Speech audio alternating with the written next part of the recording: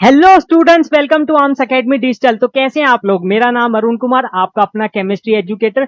और आज मैं आपके लिए एक बहुत ही इंपॉर्टेंट और बहुत ही आसान चैप्टर स्टार्ट करने वाला हूं, जिसका नाम है केमिकल रिएक्शंस एंड इक्वेशन। ये आपकी एमएच बोर्ड में भी आएगा और सीबीएसई में भी देखने को मिलेगा। दोनों में चैप्टर नंबर अलग अलग है। जैसे कि अगर आप सीबीएसई के बेसिस पे देखें तो ये चैप्टर नंबर 1 है, आपकी बुक के हिसाब से देखें तो चैप्टर नंबर 3 है, पर बहुत ज्यादा डिफरेंस नहीं है। आप देखोगे तो थ्योरी सेम है, क्वेश्चंस भी एक टाइप के सेम ही आते हैं। जो टॉपिक्स आप यहाँ पढ़ रहे हो वही टॉपिक आप सीबीएसई में या कहीं भी पढ़ोगे। तो आप किसी भी बोर्ड से हो, आप इस वीडियो को आराम से देखो, इसको समझो और साथ में कॉपी पेन लेके बैठो, जिससे कि आप उसको लिख सको। देखो, आप लिखोगे नहीं ना जब तक आपके शॉर्ट नोट्स नहीं बनेंगे, आपकी तैयारी बहुत अच्छी नहीं होगी। समझ रहे हो ना? तो ये चीज आपको करनी है। कॉपी पेन हमेशा लेके बैठो, ताकि वीडियो देखते रहोगे तो एकदम लाइव क्लास वाली फील आएगी। आपको लगेगा हाँ यार, लाइव क्लास चल रही है, एकदम बिंदास। ठीक है, तो इस चैप्टर को आज हम बहुत तेजी से करेंगे। मैं ट्राई करूंगा, ये लेक्चर 1 है, लेक्चर 1 और लेक्चर 2 में इस चैप्टर को कंप्लीट कर लूं, मतलब 2 लेक्चर में ही इसको कंप्लीट कर लिया जाए। ठीक है, वो आपका एक टाइप से वन शॉट हो जाएगा। आप 2 लेक्चर देखोगे, उसमें आपका पूरा चैप्टर कंप्लीट हो रहा है, आपके हर टाइप के क्वेश्चंस हो जाते हैं। आज की इस वीडियो में हम बेसिक बेसिक चीजें समझेंगे। क्वेश्चंस, नंबर ऑफ क्वेश्चंस थोड़े कम रहेंगे। उसके पीछे रीजन ये है क्योंकि बेसिक आज की वीडियो में हम करने वाले हैं, तो जो भी नेक्स्ट लेक्चर होगा उसमें न्यूमेरिकल ज्यादा कर देंगे। तो ये हमारी डील रहेगी कि आज हम थ्योरेटिकल पार्ट या जो समझने वाला पार्ट है उसको ज्यादा करेंगे, क्वेश्चंस भी करेंगे, एग्जांपल्स टाइप क्वेश्चन मैंने रखे हैं। लेकिन नेक्स्ट वीडियो जब आप देखोगे उसमें आपको क्वेश्चन ज्यादा देखने को मिलेंगे। पहले एक बार इस चैप्टर के जो जो टॉपिक्स हम करने वाले हैं उसको समझ लेते हैं कि कौन से ऐसे टॉपिक हैं जो हम इस वीडियो में करने वाले हैं या फिर इस वीडियो में हमें देखने को मिलेंगे। तो पहला, अगर मैं टॉपिक का बात करूं, इंट्रोडक्शन, वही मैं आपको समझाऊंगा केमिकल रिएक्शंस, इक्वेशन क्या है, क्यों इसकी जरूरत पड़ी। तीसरा, वो दूसरा केमिकल रिएक्शन ही हो गया, तो ये तो हो ही गया, उसमें अंडरस्टूड है। फिर केमिकल इक्वेशन, ये तीनों तो मतलब इंट्रोडक्शन टाइप ही आप समझ लो। पहले केमिकल रिएक्शन का इंट्रोडक्शन देंगे, फिर उसको समझेंगे एक आध एग्जाम्पल से। फिर केमिकल इक्वेशन का मैं एग्जाम्पल भी दूंगा आपको और समझाऊंगा भी। उसके बाद balance chemical equation, chemical equations को बैलेंस कैसे करना है ये मैं आपको समझाऊंगा, क्वेश्चंस करवाऊंगा इसके ऊपर। उसके बाद हमारा आ जाता है टाइप्स ऑफ केमिकल रिएक्शन, और लास्ट में कोरोजन, रेंसिडिटी, और भी एक दो टॉपिक मैंने ऐड किए हैं, जैसे कि रिडॉक्स रिएक्शन, आपको क्योंकि वो टाइप्स ऑफ केमिकल रिएक्शन में आ जाता है, उसको हम समझेंगे। और ऑक्सीडाइजिंग एजेंट, रिड्यूसिंग एजेंट, सारी चीजें आपको इस वीडियो में देखने को मिलेगी। ऐसा नहीं है कि यहाँ लिखा नहीं है तो नहीं है, वो अंडरस्टूड सी बात है कि टाइप्स ऑफ केमिकल रिएक्शन में आ जाएगा, लेकिन आपको समझाऊंगा मैं सब कुछ। आज की वीडियो में देखते हैं हम कितना पार्ट कवर कर पाते हैं, क्योंकि हमारे पास टाइम लिमिटेड है। ठीक है, मैं आपको क्लियर बोल देता हूं, आज की इस वीडियो में हम जितना भी करें, नेक्स्ट वीडियो में मैं आपको कंप्लीट करके दूंगा पूरा चैप्टर विद क्वेश्चंस। ठीक, अब देखो, पहला टॉपिक आता है केमिकल रिएक्शन। सबसे पहली चीज ये है कि केमिकल रिएक्शन होती क्या है और क्यों यूज करते हैं केमिकल रिएक्शन को। पहला क्वेश्चन, क्योंकि आप साइंस के स्टूडेंट हो, आप कौन हो? साइंस के स्टूडेंट। और साइंस के स्टूडेंट को ये चीज पता होनी चाहिए कि कोई भी चीज हम यूज कर रहे हैं तो क्यों कर रहे हैं, क्या जरूरत पड़ी, अगर नहीं करते तो क्या हो जाता। सही बात है ना? अब देखो, इसमें एक चीज है, आप सब्सटेंस समझते हो, प्योर सब्सटेंस, मिक्सचर्स वगैरह सब आप पढ़ के आए हो। मैटर जब आपने पढ़ा था, is matter around us pure matter in our surrounding, ये आप क्लास 9 में पढ़ के आए हो ना। मैटर आपने अच्छे से पढ़ा है, एटम्स मॉलिक्यूल्स आपने पढ़े हैं।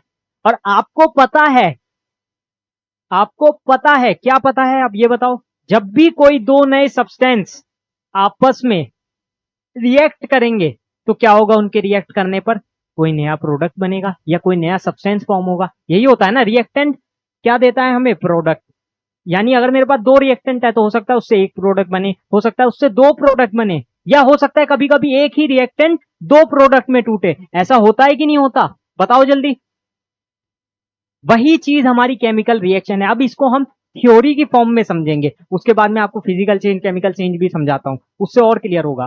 पहले हम समझते हैं थ्योरेटिकल फॉर्म में क्या होता है। ठीक है, तो आप मेरे साथ रीड करेंगे, क्योंकि देखो लाइन बाय लाइन रीड करना बहुत जरूरी है। आप क्लास 10th में हो ना, तो आपको थ्योरी लिखनी आनी चाहिए, आपको थ्योरी लिखनी आनी चाहिए और समझनी भी आनी चाहिए। पहले समझो और फिर थ्योरी को पढ़ो। ऐसे नहीं कि एकदम से थ्योरी को पढ़ रट लिया, हाँ ठीक है, chemical reaction is the process by which two और मोर सब्सटेंस, इससे क्या फायदा है? पता चला पेपर में जाके सब कुछ भूल गए। अगर समझोगे तो अपनी बना के भी लिख सकते हो, और नहीं भी बनाओगे, याद भी करोगे ना, तो अगर समझ के याद करोगे तो आपको बहुत जल्दी याद होगा। ठीक है, तो यहां पर देखो, chemical reaction is the process process by which two और more substance react with each other. मतलब ये एक ऐसा प्रोसेस है जिसमें दो या दो से ज्यादा सब्सटेंस क्या कर रहे हैं, आपस में रिएक्ट कर रहे हैं, आपस में रिएक्ट कर रहे हैं to form new substance with different properties. मतलब जो नया सब्सटेंस बन रहा है इन दोनों के टकराने पर या रिएक्ट करने पर उसकी प्रॉपर्टी इससे डिफरेंट होगी। अब आप बोलोगे ऐसे कैसे होगा कि मतलब दो रिएक्टेंट थे, आपस में रिएक्ट किए, टकराए, और जो प्रोडक्ट बना वो डिफरेंट होगा। तो ये सब हम देखेंगे बाद में। क्यों, अभी पहले मैं आपको सारी चीजें समझा तो दूं। ऐसा थोड़ी ना होगा कि मैं आपको समझाऊं नहीं, मतलब पहले ही सारी चीज बता दूं, फिर तो आप कंफ्यूज हो जाओगे। तो ये वाली चीजें आप जैसे जैसे केमिकल इक्वेशंस लिखना सीख जाओगे ना, आपको अपने आप क्लियर हो जाएगा कि ऐसा कैसे होता है। अभी कभी भी देखो, आप सोडियम प्लस क्लोरीन करते हो, क्या बनता है, NaCl बनता है। आपको आइडिया है ना नमक का, NaCl नमक का सूत्र होता है। H2 प्लस Cl2 करते हैं, 2HCl करते हैं। अब ये बताओ इनकी डिफरेंट प्रॉपर्टी है कि नहीं है? ठीक है ना। HCl क्या होता है, एसिड होता है, और हाइड्रोजन और क्लोरीन क्या है, आपको पता है, गैस है। अब खुद देख लो। ये तो अभी मैंने आपको सिर्फ बताया, अभी मैं आपको इक्वेशन की फॉर्म में भी लिख के दिखाऊंगा। अभी एकदम से इक्वेशन लिख दूंगा, आपने अभी केमिकल इक्वेशन तो समझी नहीं, हो सकता है आपको आता हो, लेकिन मैंने तो अभी तक केमिकल इक्वेशन नहीं बताया ना, तो अभी एकदम से मैं क्यों इक्वेशन लिखूं डायरेक्टली। तो इसलिए मैं पहले आपको इसी टाइप से समझा रहा हूँ, धीरे धीरे। अभी इक्वेशन आएगी, मैं आपको इक्वेशन लिख के समझाऊंगा, तब आप कहोगे हाँ ये तो और ज्यादा क्लियर हो गया, है ना। बस साथ दो तुम। These are the following changes to determine that the chemical reaction has taken place. अब देखो कुछ यहाँ पर एग्जांपल्स नहीं है अभी, क्योंकि केमिकल इक्वेशन नहीं आया तो हम इक्वेशन लिख के एग्जांपल नहीं लिख रहे हैं। हम क्या लिख रहे हैं, दूसरे टाइप के एग्जांपल लिख रहे हैं, जैसे चेंज इन स्टेट। अब देखो चेंज इन स्टेट, आपने तीन स्टेट पढ़ी है मैटर की, कौन कौन सी, solid, liquid, gas, physical state में पढ़ी है ना। वैसे तो आपने केमिकल स्टेट भी पढ़ ली होगी, प्योर सब्सटेंस वगैरह, मिक्सचर, प्योर सब्सटेंस में एलिमेंट, कंपाउंड। मैं मान के चलता हूं आपने कम से कम फिजिकल स्टेट तो पढ़ी होगी, सॉलिड, लिक्विड, गैस तो पता है ना। अब यहां पर देखो वो वाला चेंज अलग है, वो वाला चेंज अलग है, फिजिकल चेंज अलग है। यहां पर अब हम पढ़ने वाले हैं केमिकल चेंज। आप कहोगे केमिकल चेंज क्या है, तो देखो फिजिकल चेंज और केमिकल चेंज में डिफरेंस क्या होता है, आप पहले ये समझो। फिजिकल चेंज क्या होता है, जब करेक्ट आंसर, बिल्कुल सही बताया, जब कोई नया प्रोडक्ट फॉर्म ना हो, जब कोई नया प्रोडक्ट फॉर्म ना हो, बस उसकी स्टेट बदल जाए। जैसे कि अगर मैं वाटर से गैस बना दूं तो क्या उसमें कोई नया प्रोडक्ट बना है, वो तो बस अपनी स्टेट चेंज कर रहा है। अगर वो वापस से, अगर मैं उसको जमा के बर्फ बना दूं, मतलब सॉलिड फॉर्म में ले आऊं लिक्विड से, तो उसमें क्या हो रहा है, उस केस में उसकी स्टेट तो चेंज हो रही है पर नया प्रोडक्ट फॉर्म नहीं हो रहा। तो जब तक नया प्रोडक्ट फॉर्म नहीं होगा तब तक केमिकल रिएक्शन नहीं है, या केमिकल चेंजेस जब तक नहीं है तब तक केमिकल रिएक्शन नहीं है। ये मान के चलो। अब जैसे ये है, या फिर और भी इजी लेते हैं, केला देखा है आपने, केला ले लो, सेब ले लो। अगर मैं फूड को चॉप कर रहा हूं तो वो कौन सा चेंज है, फिजिकल चेंज है या केमिकल चेंज है? कमेंट में लिख के बताओ, मुझे पता है सबको पता होगा, ये क्लास 8 9 का बच्चा भी बता देगा। और अभी तो मैं आपके लिए टेबल लेकर आया हूं, ये तो बहुत इजी एग्जाम्पल हो गया, इससे थोड़े से डिफिकल्ट एग्जाम्पल्स मैं लिख के लेकर आया हूं, वो मैं आपको समझाऊंगा। पहले ये पढ़ लो, अभी इसके बाद सीधे हम वहीं जाएंगे। Change in colour. अब चेंज इन कलर मतलब क्या है, उसका कलर चेंज हो जाना।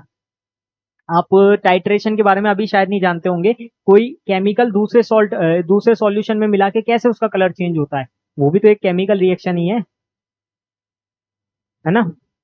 इवोल्यूशन ऑफ गैस, ये भी मैं आपको बताऊंगा कि कैसे बनता है, क्योंकि केमिकल इक्वेशन अभी मैंने बताया नहीं है, केमिकल इक्वेशन में मैं इसको और अच्छे से करूंगा एक्सप्लेन। चेंज इन टेम्परेचर, ये सारी चीजें मैं आपको तब समझा पाऊंगा जब मैं आपको केमिकल इक्वेशंस बता दूंगा, लेकिन अभी आप एग्जांपल्स की तरह देख सकते हो। तो केमिकल रिएक्शन और इक्वेशन एक साथ चलती है, ये बात पहले आप ध्यान रखो। कभी भी आ गया मेरा, जिसकी मैं बात कर रहा था कि मैं बहुत सारे एग्जांपल आपके लिए लेकर आया हूँ, फिजिकल चेंज और केमिकल चेंज, आपको इससे क्लियर हो जाएगा। क्योंकि मैं कितनी थ्योरी दे लूं कुछ समझ नहीं आने वाला, मुझे पता है जब तक मैं आपको एग्जाम्पल नहीं दूंगा, डेमो नहीं दूंगा, आपको क्लियर नहीं होने वाला। तो देखो मैं लेकर आ गया हूं आपके लिए एग्जाम्पल्स बहुत सारे। फर्स्ट पढ़ो यहां पर, transformation of ice into water, यानी बर्फ का पिघलकर पानी बन जाना। अब आपने घर में ये एक्सपेरिमेंट जरूर किया होगा, कभी भी देखा है, कटोरे में बर्फ लेते हो, मतलब पहले तो पानी लेते हो, फिर उसको फ्रीजर में रखते हो, तब जाके वो बर्फ बनता है। अब उसी कटोरे को अगर आप थोड़ी देर के लिए बाहर निकाल के रख दोगे, थोड़ी देर बाद देखोगे क्या होगा, अरे सिंपल सी बात है, बर्फ पिघल के पानी बन जाएगा, बर्फ पिघल के पानी बन जाएगा, यानी मेल्ट हो जाएगा। ठीक है, अब मेल्टिंग जो प्रोसेस हुआ, आपको पता है इसमें इसकी स्टेट चेंज हुई है, केमिकल रिएक्शन नहीं हुई, कोई नया प्रोडक्ट नहीं बना। बर्फ भी तो पानी की फॉर्म थी, और पानी लिक्विड में भी पानी की फॉर्म है, तो यानी कि कोई चेंज तो नहीं हुआ उसमें, कोई चेंज नहीं हुआ, कोई नया प्रोडक्ट नहीं बना, कोई केमिकल रिएक्शन नहीं हुई। ये फिजिकल चेंज है, तो ये क्या है मेरा फिजिकल चेंज, राइट। सेकंड देखो, कुकिंग ऑफ फूड। अब खाना बना रहे हैं, खाना बना रहे हैं, तो यानी की बात है हम उसमें बहुत सारी चीजें ऐड कर रहे हैं, और बाद में जाके वो क्या बन रहा है, कुछ और ही बन रहा है, यानी न्यू सब्सटेंस फॉर्म हो रहा है, केमिकल रिएक्शंस हो रही है, क्योंकि हमने उसमें ऑयल भी मिला दिया है। हमने उसमें, सपोज करो अगर मैं कोई भी सब्जी बना रहा हूँ, तो उसमें मैं मसाले भी डाल रहा हूँ, तेल भी डाल रहा हूँ, और सब्जी को तो डाल ही रहा हूँ, पानी भी डाल रहा हूँ, सिंपल सी बात है। तो इतनी सारी चीजें ऐड करेंगे, केमिकल रिएक्शन हो जाएगी। और देखो, रिपेनिंग ऑफ फ्रूट, इसका मतलब क्या है, फ्रूट सड़ जाना, ये भी केमिकल चेंज है, ये भी केमिकल चेंज है। फिजिकल चेंज होता, फिजिकल चेंज वो होता अगर मैं इसको चॉप कर देता, फिजिकल चेंज तो तब होता ना। एक और देखो, milk turned into crude, curd, curd यानी दही।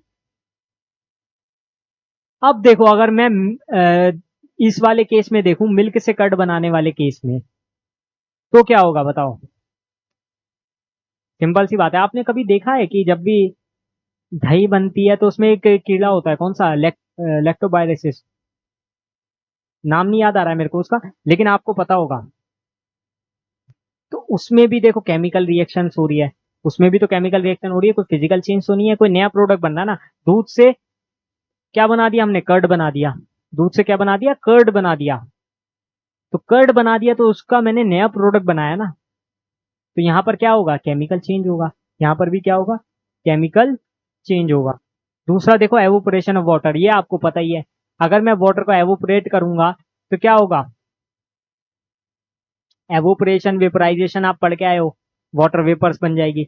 तो वो बनी तो वाटर की ही वेपर ना, तो यानी कि उसमें कोई चेंज, केमिकल चेंज नहीं हुआ, कोई नया प्रोडक्ट नहीं फॉर्म हुआ, तो क्या बोलेंगे इसको, फिजिकल चेंज बोलेंगे। Digestion of food in the stomach, digestion of food in stomach, आपको कभी पता है हमारे पेट में भी एसिड होता है, पता है ना, कौन सा, कमेंट में लिख के बताना, है ना। तो वहां पर भी केमिकल इक्वेशन होती है, वहां पर भी केमिकल इक्वेशन होती है। भाई आपको इतना डीप में नहीं जाना कि कैसी रिएक्शन होती है, कैसा क्या होता है, वो बायो का पार्ट आ जाएगा, लेकिन आपको याद रखना है कि यहाँ पर क्या हो रही है, केमिकल रिएक्शन हो रही है। इस केस में भी क्या होगा, कौन सा चेंज होगा, जब केमिकल रिएक्शन हो रही है तो फिर केमिकल चेंज होगा। और अगला आप बता दो, size reduction of naphtha balls expose to air. Naphthalene balls आपने देखी है कभी, छोटी छोटी जो बाथरूम्स में लगी होती है, यूरिनिल में होती है, तो कभी भी आपने देखा होगा या गौर किया होगा, जब भी थोड़ी देर बाद, जैसी वो पहले तो हमें बिल्कुल साबुत सी दिखती है, थोड़ी थोड़ी देर बाद जब आप देखोगे, घंटे, 1 घंटे 2 घंटे बाद, थोड़ी थोड़ी देर बाद जैसे जैसे टाइम बीतता जाता है वो छोटी होती जाती है, क्यों, क्योंकि उसका सब्लिमेशन हो जाता है। क्यों, उसका सब्लिमेशन हो रहा है। सब्लिमेशन क्या होता है, डायरेक्ट सॉलिड से गैस बन जाना, है ना।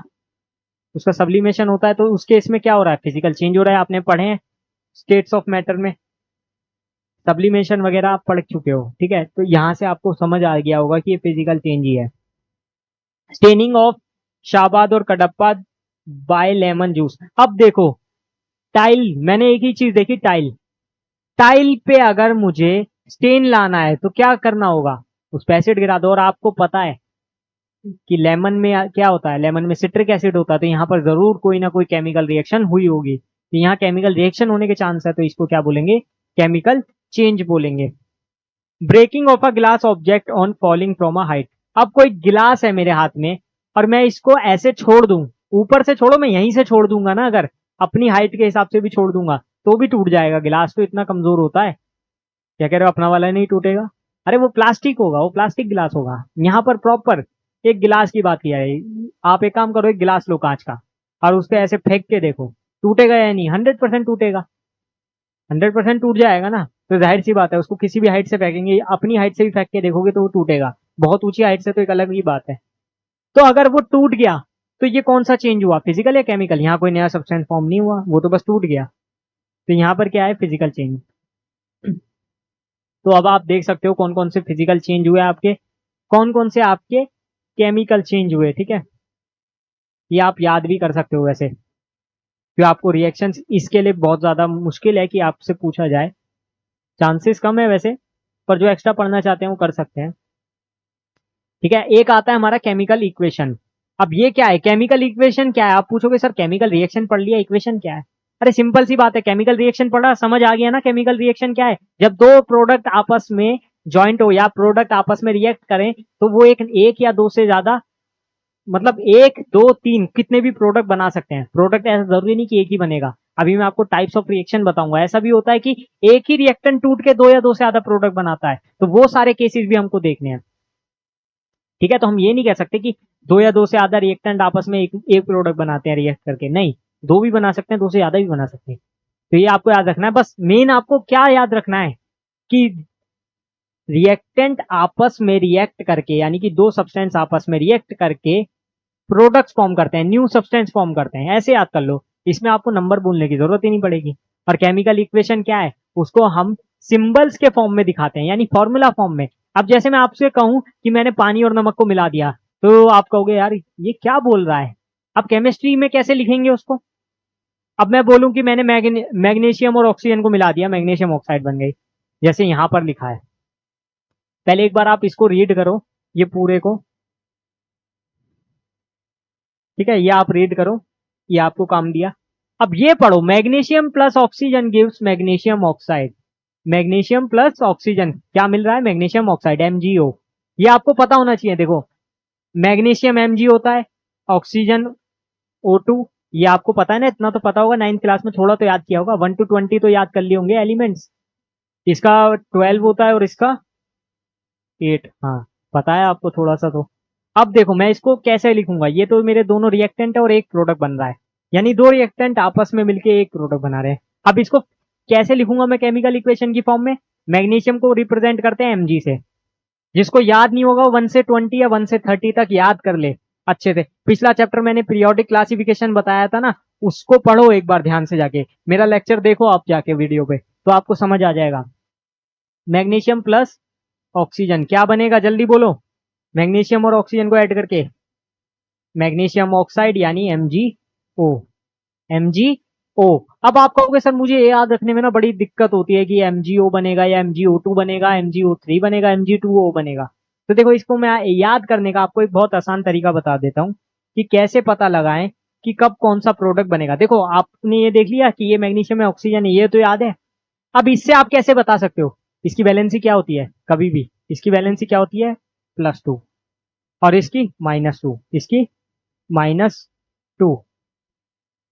ठीक है, अब देखो क्रॉस मल्टीप्लाई करो, 2 इंटू 2, और 2 से 2 कैंसल तो 1, तो रेशियो आया 1:1। यहाँ क्या बनेगा? MgO। MgO बनेगा, क्या बनेगा? MgO बनेगा। अब अगर मैं एक और एग्जांपल लूं, अब आप कहो सर ठीक है ये तो मेरे को समझ आ गया, क्लियर हो गया, H2 प्लस O2 गिव्स क्या बनता है, जल्दी बोलो। H2O। अभी बैलेंस नहीं है, बैलेंस करना मैंने अभी सिखाया भी कहा है आपको, मैं तो सिर्फ प्रोडक्ट का बता रहा हूँ। बैलेंस करना तो अभी मैं आपको आगे सिखाऊंगा, आप डरो मत।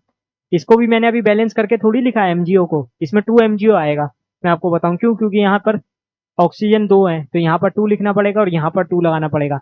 तो अभी तो फिलहाल मैं आपको ऐसे ही बता रहा हूँ कि यहाँ पर इसको बैलेंस किया है, कैसे करना है इसका तरीका मैं आपको अभी आगे बताने वाला हूँ वीडियो में।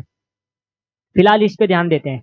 इसको मैं +1 लिखता हूँ, इसको मैं -2 लिखता हूँ। वैलेंसीज पता है ना, -2 या 2 भी आप ऐसे भी याद रख सकते हो, ये 2 ये 1, ये 2 ये 2, ऐसे भी करके कर सकते हो, क्योंकि अभी आपको +2 -2 समझ नहीं आएगी शायद, तो आप ऐसे भी कर सकते हो, लेकिन वैसे पता होना चाहिए ऑक्सीजन -2 रखता है, मैग्नीशियम +2 रखता है। अब देखो, ये 2 है ये 1 है, क्रॉस मल्टीप्लाई करो, यहाँ 2 से मल्टीप्लाई, यहाँ से 1 से मल्टीप्लाई, तो क्या बन जाएगा? H2O। अब इसको बैलेंस कर दो, यहाँ 2 हाइड्रोजन है तो यहाँ पर भी 2, हो गई बैलेंस। तो ये आप सीख जाओगे धीरे धीरे। फिलहाल यहाँ पर देखो, aqueous solution of copper sulphate plus zinc dust gives us zinc sulphate plus copper. अब देखो aqueous solution of copper sulphate क्या होगा, इसका एक्वस सॉल्यूशन क्या होगा कॉपर सल्फेट का? CuSO4, और यहां लिख दो aqueous plus Zn, plus Zn क्या बन जाएगा, जल्दी बोलो क्या बन जाएगा? CuSO4 प्लस Zn करूंगा तो जिंक सल्फेट प्लस कॉपर। तो यानी पहले तो मैं लिख दूं कॉपर जो अलग है, और फिर जिंक सल्फेट Zn और सल्फेट का होता है SO4। ये आप याद कर लोगे, धीरे धीरे आपको याद हो जाएगा, आप टेंशन मत लो। आपको अभी लग रहा हो ना कैसे लिखा है, धीरे धीरे जब मैं आपको केमिकल इक्वेशन बैलेंसिंग सब सिखाऊंगा ना, आपको यही चीजें आसान लगेगी। तो बहुत ज्यादा आपको परेशान नहीं होना है, परेशान तो बिल्कुल नहीं होना है, ये सब समझ आएगा। बैलेंसिंग पे चलते हैं, ये हो गया हमारा केमिकल इक्वेशन का पार्ट। अब देखो बैलेंस्ड केमिकल इक्वेशन, अब मेरे को केमिकल इक्वेशन को क्या करना है, बैलेंस करना है। कैसे करना है मैं आपको बताता हूं। The chemical equation that shows the chemical reaction needs to be balanced. A balanced chemical equation occurs when the number of atoms involved in the reactant side is equal to the number of atoms in the product side. बस ये पढ़ लिया, कुछ समझ नहीं आया मैं समझाता हूँ। मैं किस लिए हूँ, मैं ये रीड करने थोड़ी आया हूँ, मैं आपको समझाने आया हूँ, और ना ही मैं अपनी बहुत ज्यादा नॉलेज दिखाने आया हूँ। मैं आपका पेपर क्लियर करवाने आया हूँ सबसे पहली बात। अब देखो यहां पर आ जाओ, Zn प्लस H2SO4 मैं आपको एग्जाम्पल से समझाऊंगा, मैं आपको ये पढ़ के दिखा दूंगा, आपको समझ नहीं आएगा। अब देखो ये लिखी है कोई भी इक्वेशन, मैं ये नहीं कह रहा यही कोई भी इक्वेशन है, zinc plus H2SO4 sulphuric acid बोलते हैं इसको। अगर ये ऐसे लिखा है और ये ZnSO4 प्लस H2 मेरे को पता चल गया प्रोडक्ट है। अब क्वेश्चन ये नहीं है, ये तो ठीक है आप याद भी कर सकते हो या आपको पता भी होगा, लेकिन ये एक सवाल आ सकता है कि ये रिएक्शन अगर पेपर में आ जाए, इसको बैलेंस करने को पूछा जाए तो मैं कैसे करूंगा। तो अब यहां पर देखो जरा ध्यान से,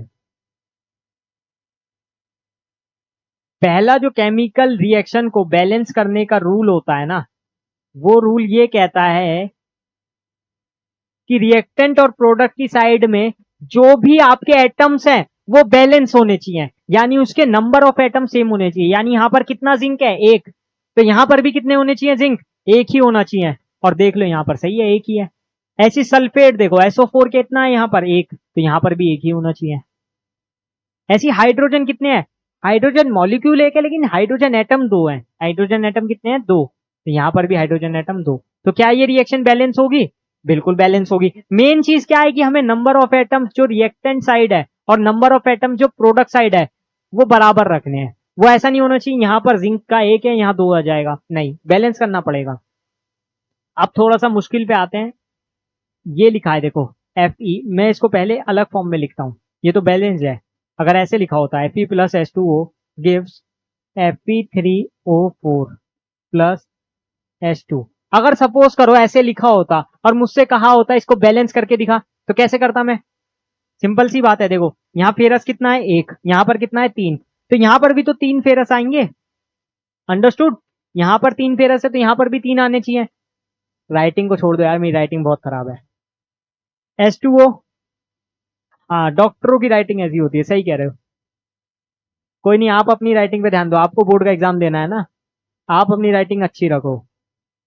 बाकी ऐसा भी नहीं है कि बहुत ही सुंदर लिखना है, बस ऐसा लिखो कि किसी को समझ आ जाए, किसी को समझ आ जाए, ठीक है। यहाँ थोड़ा जल्दी जल्दी में तेज लिखना पड़ता है क्योंकि जल्दी से आपका खत्म करवाना है कोर्स। यहाँ पर देखो ऑक्सीजन कितने हैं, चलो ये सब छोड़ो, चार ऑक्सीजन है, तो यहाँ पर कितने ऑक्सीजन आने चाहिए जल्दी बताओ। यहाँ चार ऑक्सीजन है तो यहाँ चार ऑक्सीजन आने चाहिए, तो उसके लिए मुझे क्या करना होगा, यहाँ O4 तो नहीं लिख सकता मैं, फॉर्मूला गलत हो जाएगा। सिंपल सी बात है, यहाँ बैलेंसिंग के लिए चार लिख दो, यहाँ बैलेंसिंग के लिए चार लिख दो, लिख दिया। अब इसको बैलेंस करने के लिए क्या करूं, इसको बैलेंस करने के लिए क्या करूं, यहाँ पर 4 × 2 8 हाइड्रोजन एटम हो गए। अब इसको बैलेंस करने के लिए क्या लिखूं, यहाँ पर चार लिख दूं, 4 × 2 8, बैलेंस हो गया। तो ये रिएक्शन यहाँ पर आप देख सकते हो पूरी अच्छे से जो लिखी है, यहाँ मैंने आपको सॉल्व करके दिखाई है। तो रिएक्शन बैलेंस करने के लिए आपने क्या किया, number of atoms of product side, number of atoms of reactant side, दोनों साइड को क्या कर दिया, इक्वल कर दिया। एक बार इसको देखो और नोट करो जल्दी से।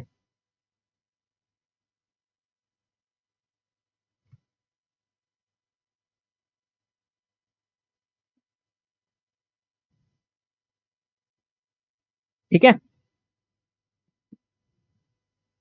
Steps in balancing a chemical reaction, वैसे तो मैंने आपको धीरे धीरे बता दिए, एक बार थोड़ा सा पढ़ लेते हैं। मैं आपको वैसे कर करके दिखाऊंगा ना तो आपको इससे ज्यादा उसमें समझ आएगा, पर मैं आपके लिए ये भी ले आया हूं। मान लो आपके एग्जाम में लिखने के लिए आ गया steps in balancing a chemical reaction, क्या करोगे, तो लिखना पड़ेगा ना।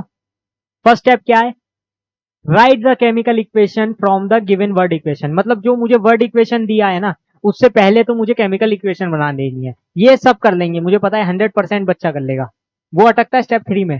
Step 2, check whether the equation is balanced or not by comparing the number of atoms the various elements present on the two sides of the equation. ये मैंने पहले ही बताया. आपको ये चेक करना है number of atoms product side कितने हैं, number of atoms reactant side कितने हैं.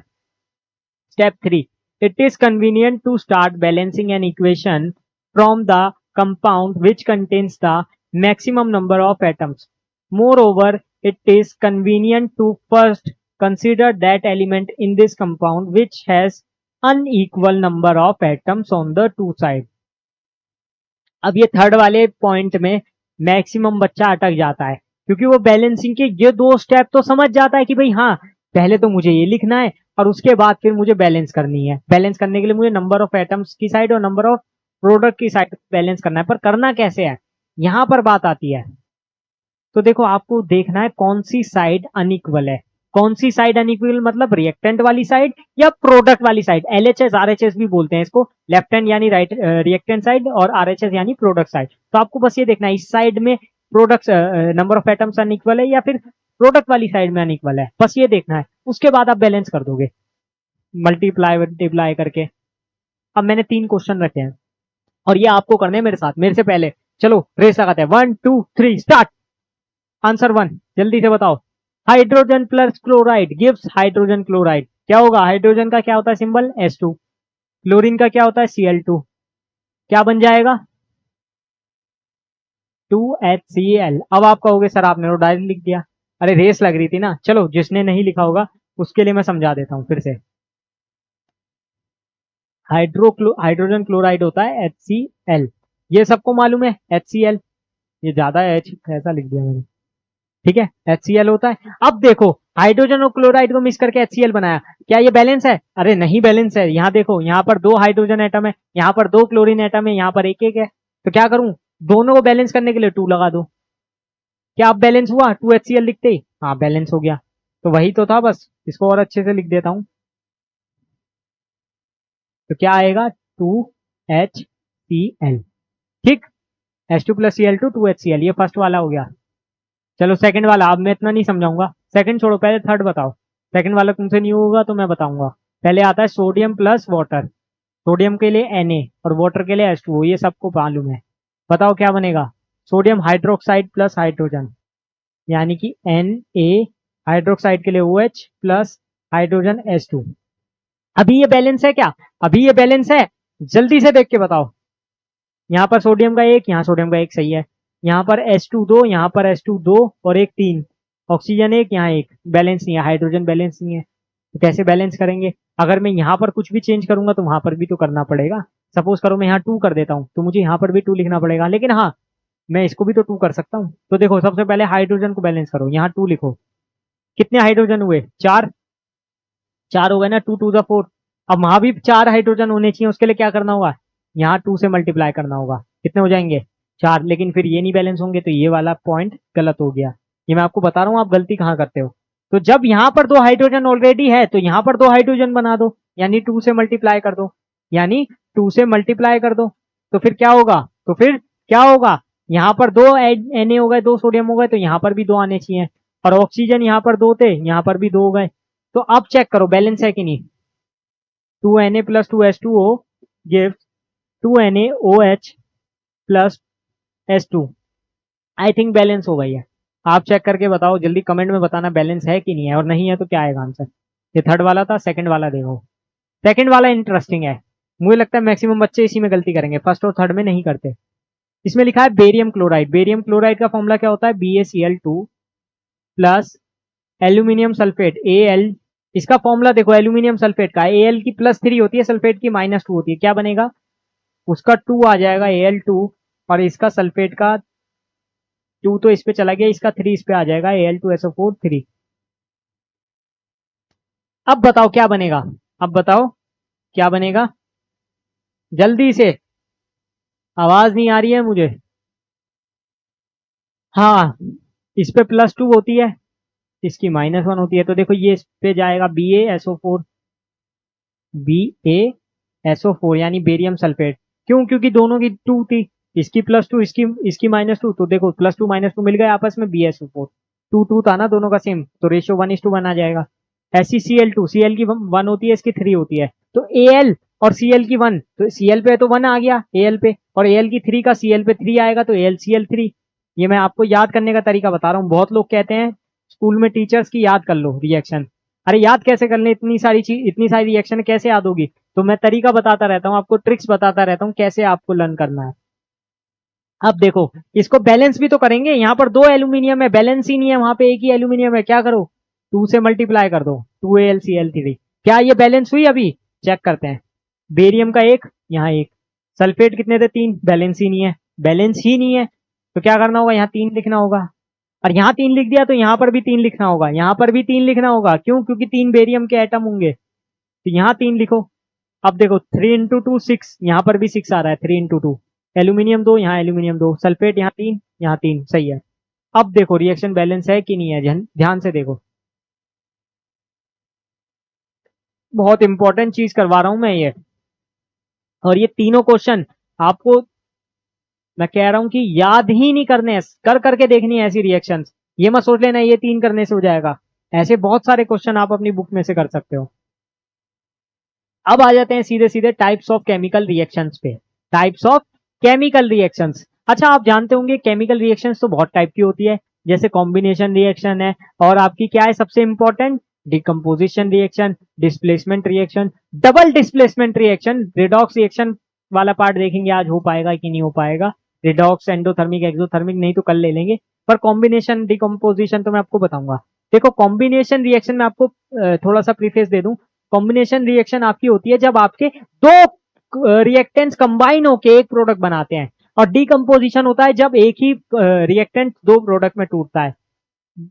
तो ये दोनों एक जैसी है, इसके मैं आपको डायरेक्टली एग्जांपल से समझाना चाहूंगा। कॉम्बिनेशन रिएक्शन है जैसे, अब इसमें क्या होगा, दो रिएक्टेंट होंगे और मिलके एक प्रोडक्ट बनाएंगे। दो रिएक्टेंट एक प्रोडक्ट बनाएंगे, यानी दो सब्सटेंस से एक न्यू सब्सटेंस बनेगा। पढ़ो इसे।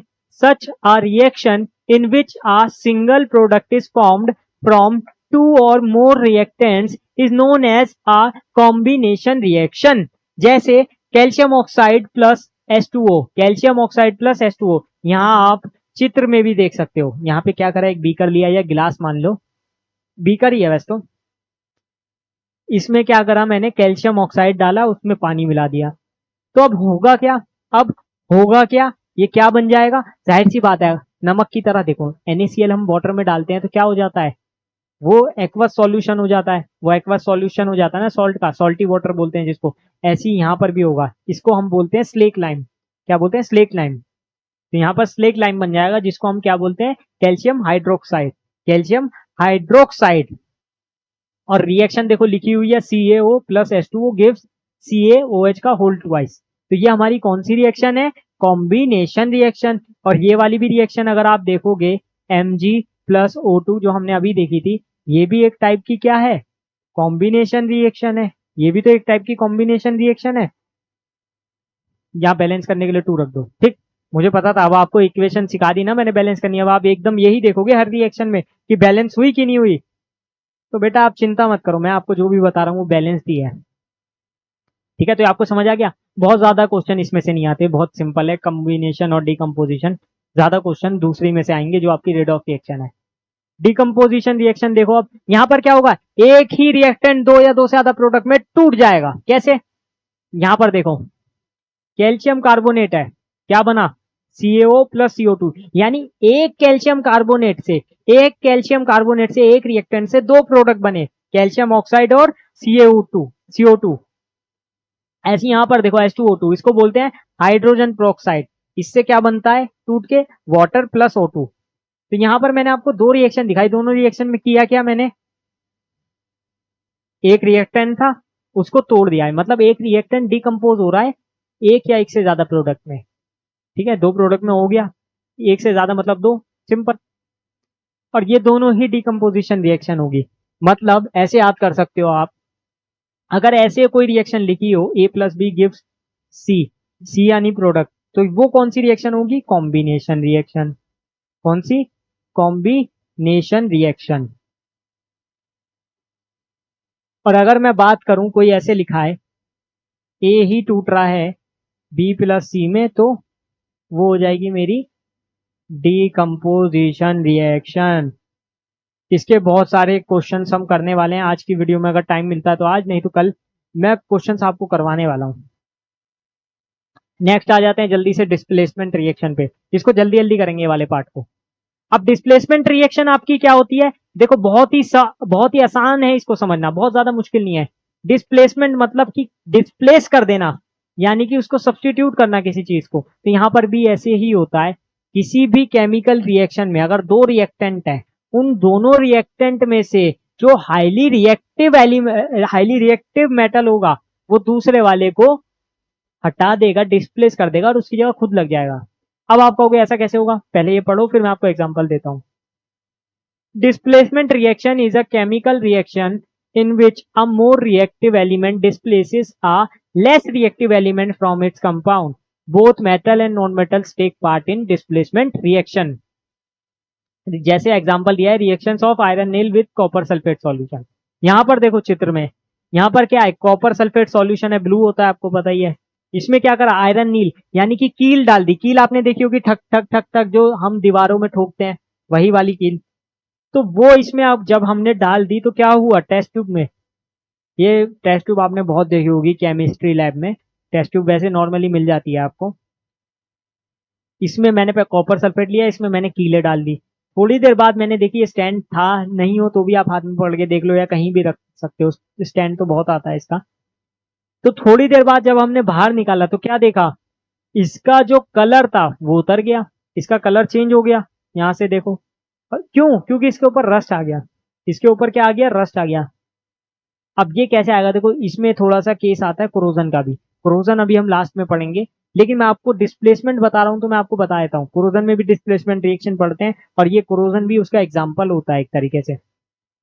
जैसे ये था Fe प्लस CuSO4, तो यहाँ पर क्या बन जाएगा? Fe पे +2 चार्ज, यहाँ पर फेरस, और सल्फेट इससे आके जुड़ेगा तो फेरस सल्फेट FeSO4। और कॉपर को क्या कर दिया? डिस्प्लेसमेंट, तो कॉपर अलग हो गया।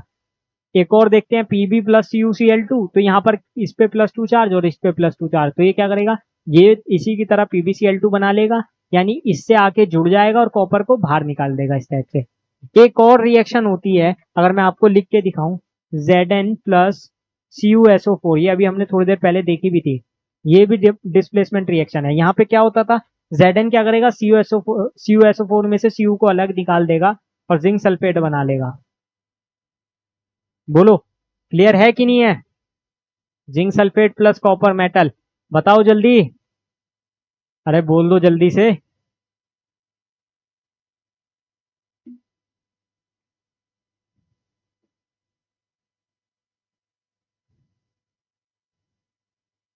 नेक्स्ट आ जाता है आपका डबल डिस्प्लेसमेंट रिएक्शन। अब डबल डिस्प्लेसमेंट रिएक्शन क्या होती है? किसी को मालूम है? देखो डिस्प्लेसमेंट आपने पढ़ ली ना, डिस्प्लेसमेंट पढ़ ली तो डबल डिस्प्लेसमेंट अपने आप ही समझ आ जाएगी, बहुत ज्यादा दिमाग मारने की जरूरत नहीं है आपको। मैं आपको बताऊं अगर, तो देखो डबल डिस्प्लेसमेंट समझने के लिए सिर्फ इतना समझ लो आप कि एक डिस्प्लेसमेंट हो रहा था अभी तक हम एक ही डिस्प्लेसमेंट देख रहे थे ना डिस्प्लेसमेंट रिएक्शन में, यानी जो हाईली रिएक्टिव एलिमेंट था वो कम रिएक्टिव एलिमेंट को डिस्प्लेस कर देता था। यहाँ पर कैटायन और एनायन वाला फॉर्म आएगा, कैटायन और एनायन वाला फॉर्म आएगा। कैसे आएगा, क्या चक्कर होगा, वो सब हम अभी समझते हैं कैसे। जैसे यहां लिखा है, a double displacement reaction also known as double replacement reaction और metathesis is a type of chemical reaction where two compounds react and the positive ions यानी केटायन, ये आपको पता है केटायन मतलब plus ion, positive ion, and the negative ions anions of the two reactants which places forming two new compounds और products. जैसे यहां लिखा है Na2SO4 plus BaCl2 gives BaSO4 plus NaCl। अब ये बना कैसे आपको ये मैं समझाता हूं। देखो यहां पर बहुत ध्यान से देखो, बहुत ध्यान से। सोडियम पे कौन सा चार्ज? Plus charge, +1। बेरियम पे कौन सा चार्ज? Plus charge, +2। इस पे कौन सा चार्ज? -2।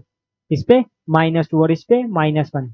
यहां तक आपको कोई दिक्कत नहीं? ठीक है, ये याद करके चलो, सल्फेट पे -2 चार्ज होता है।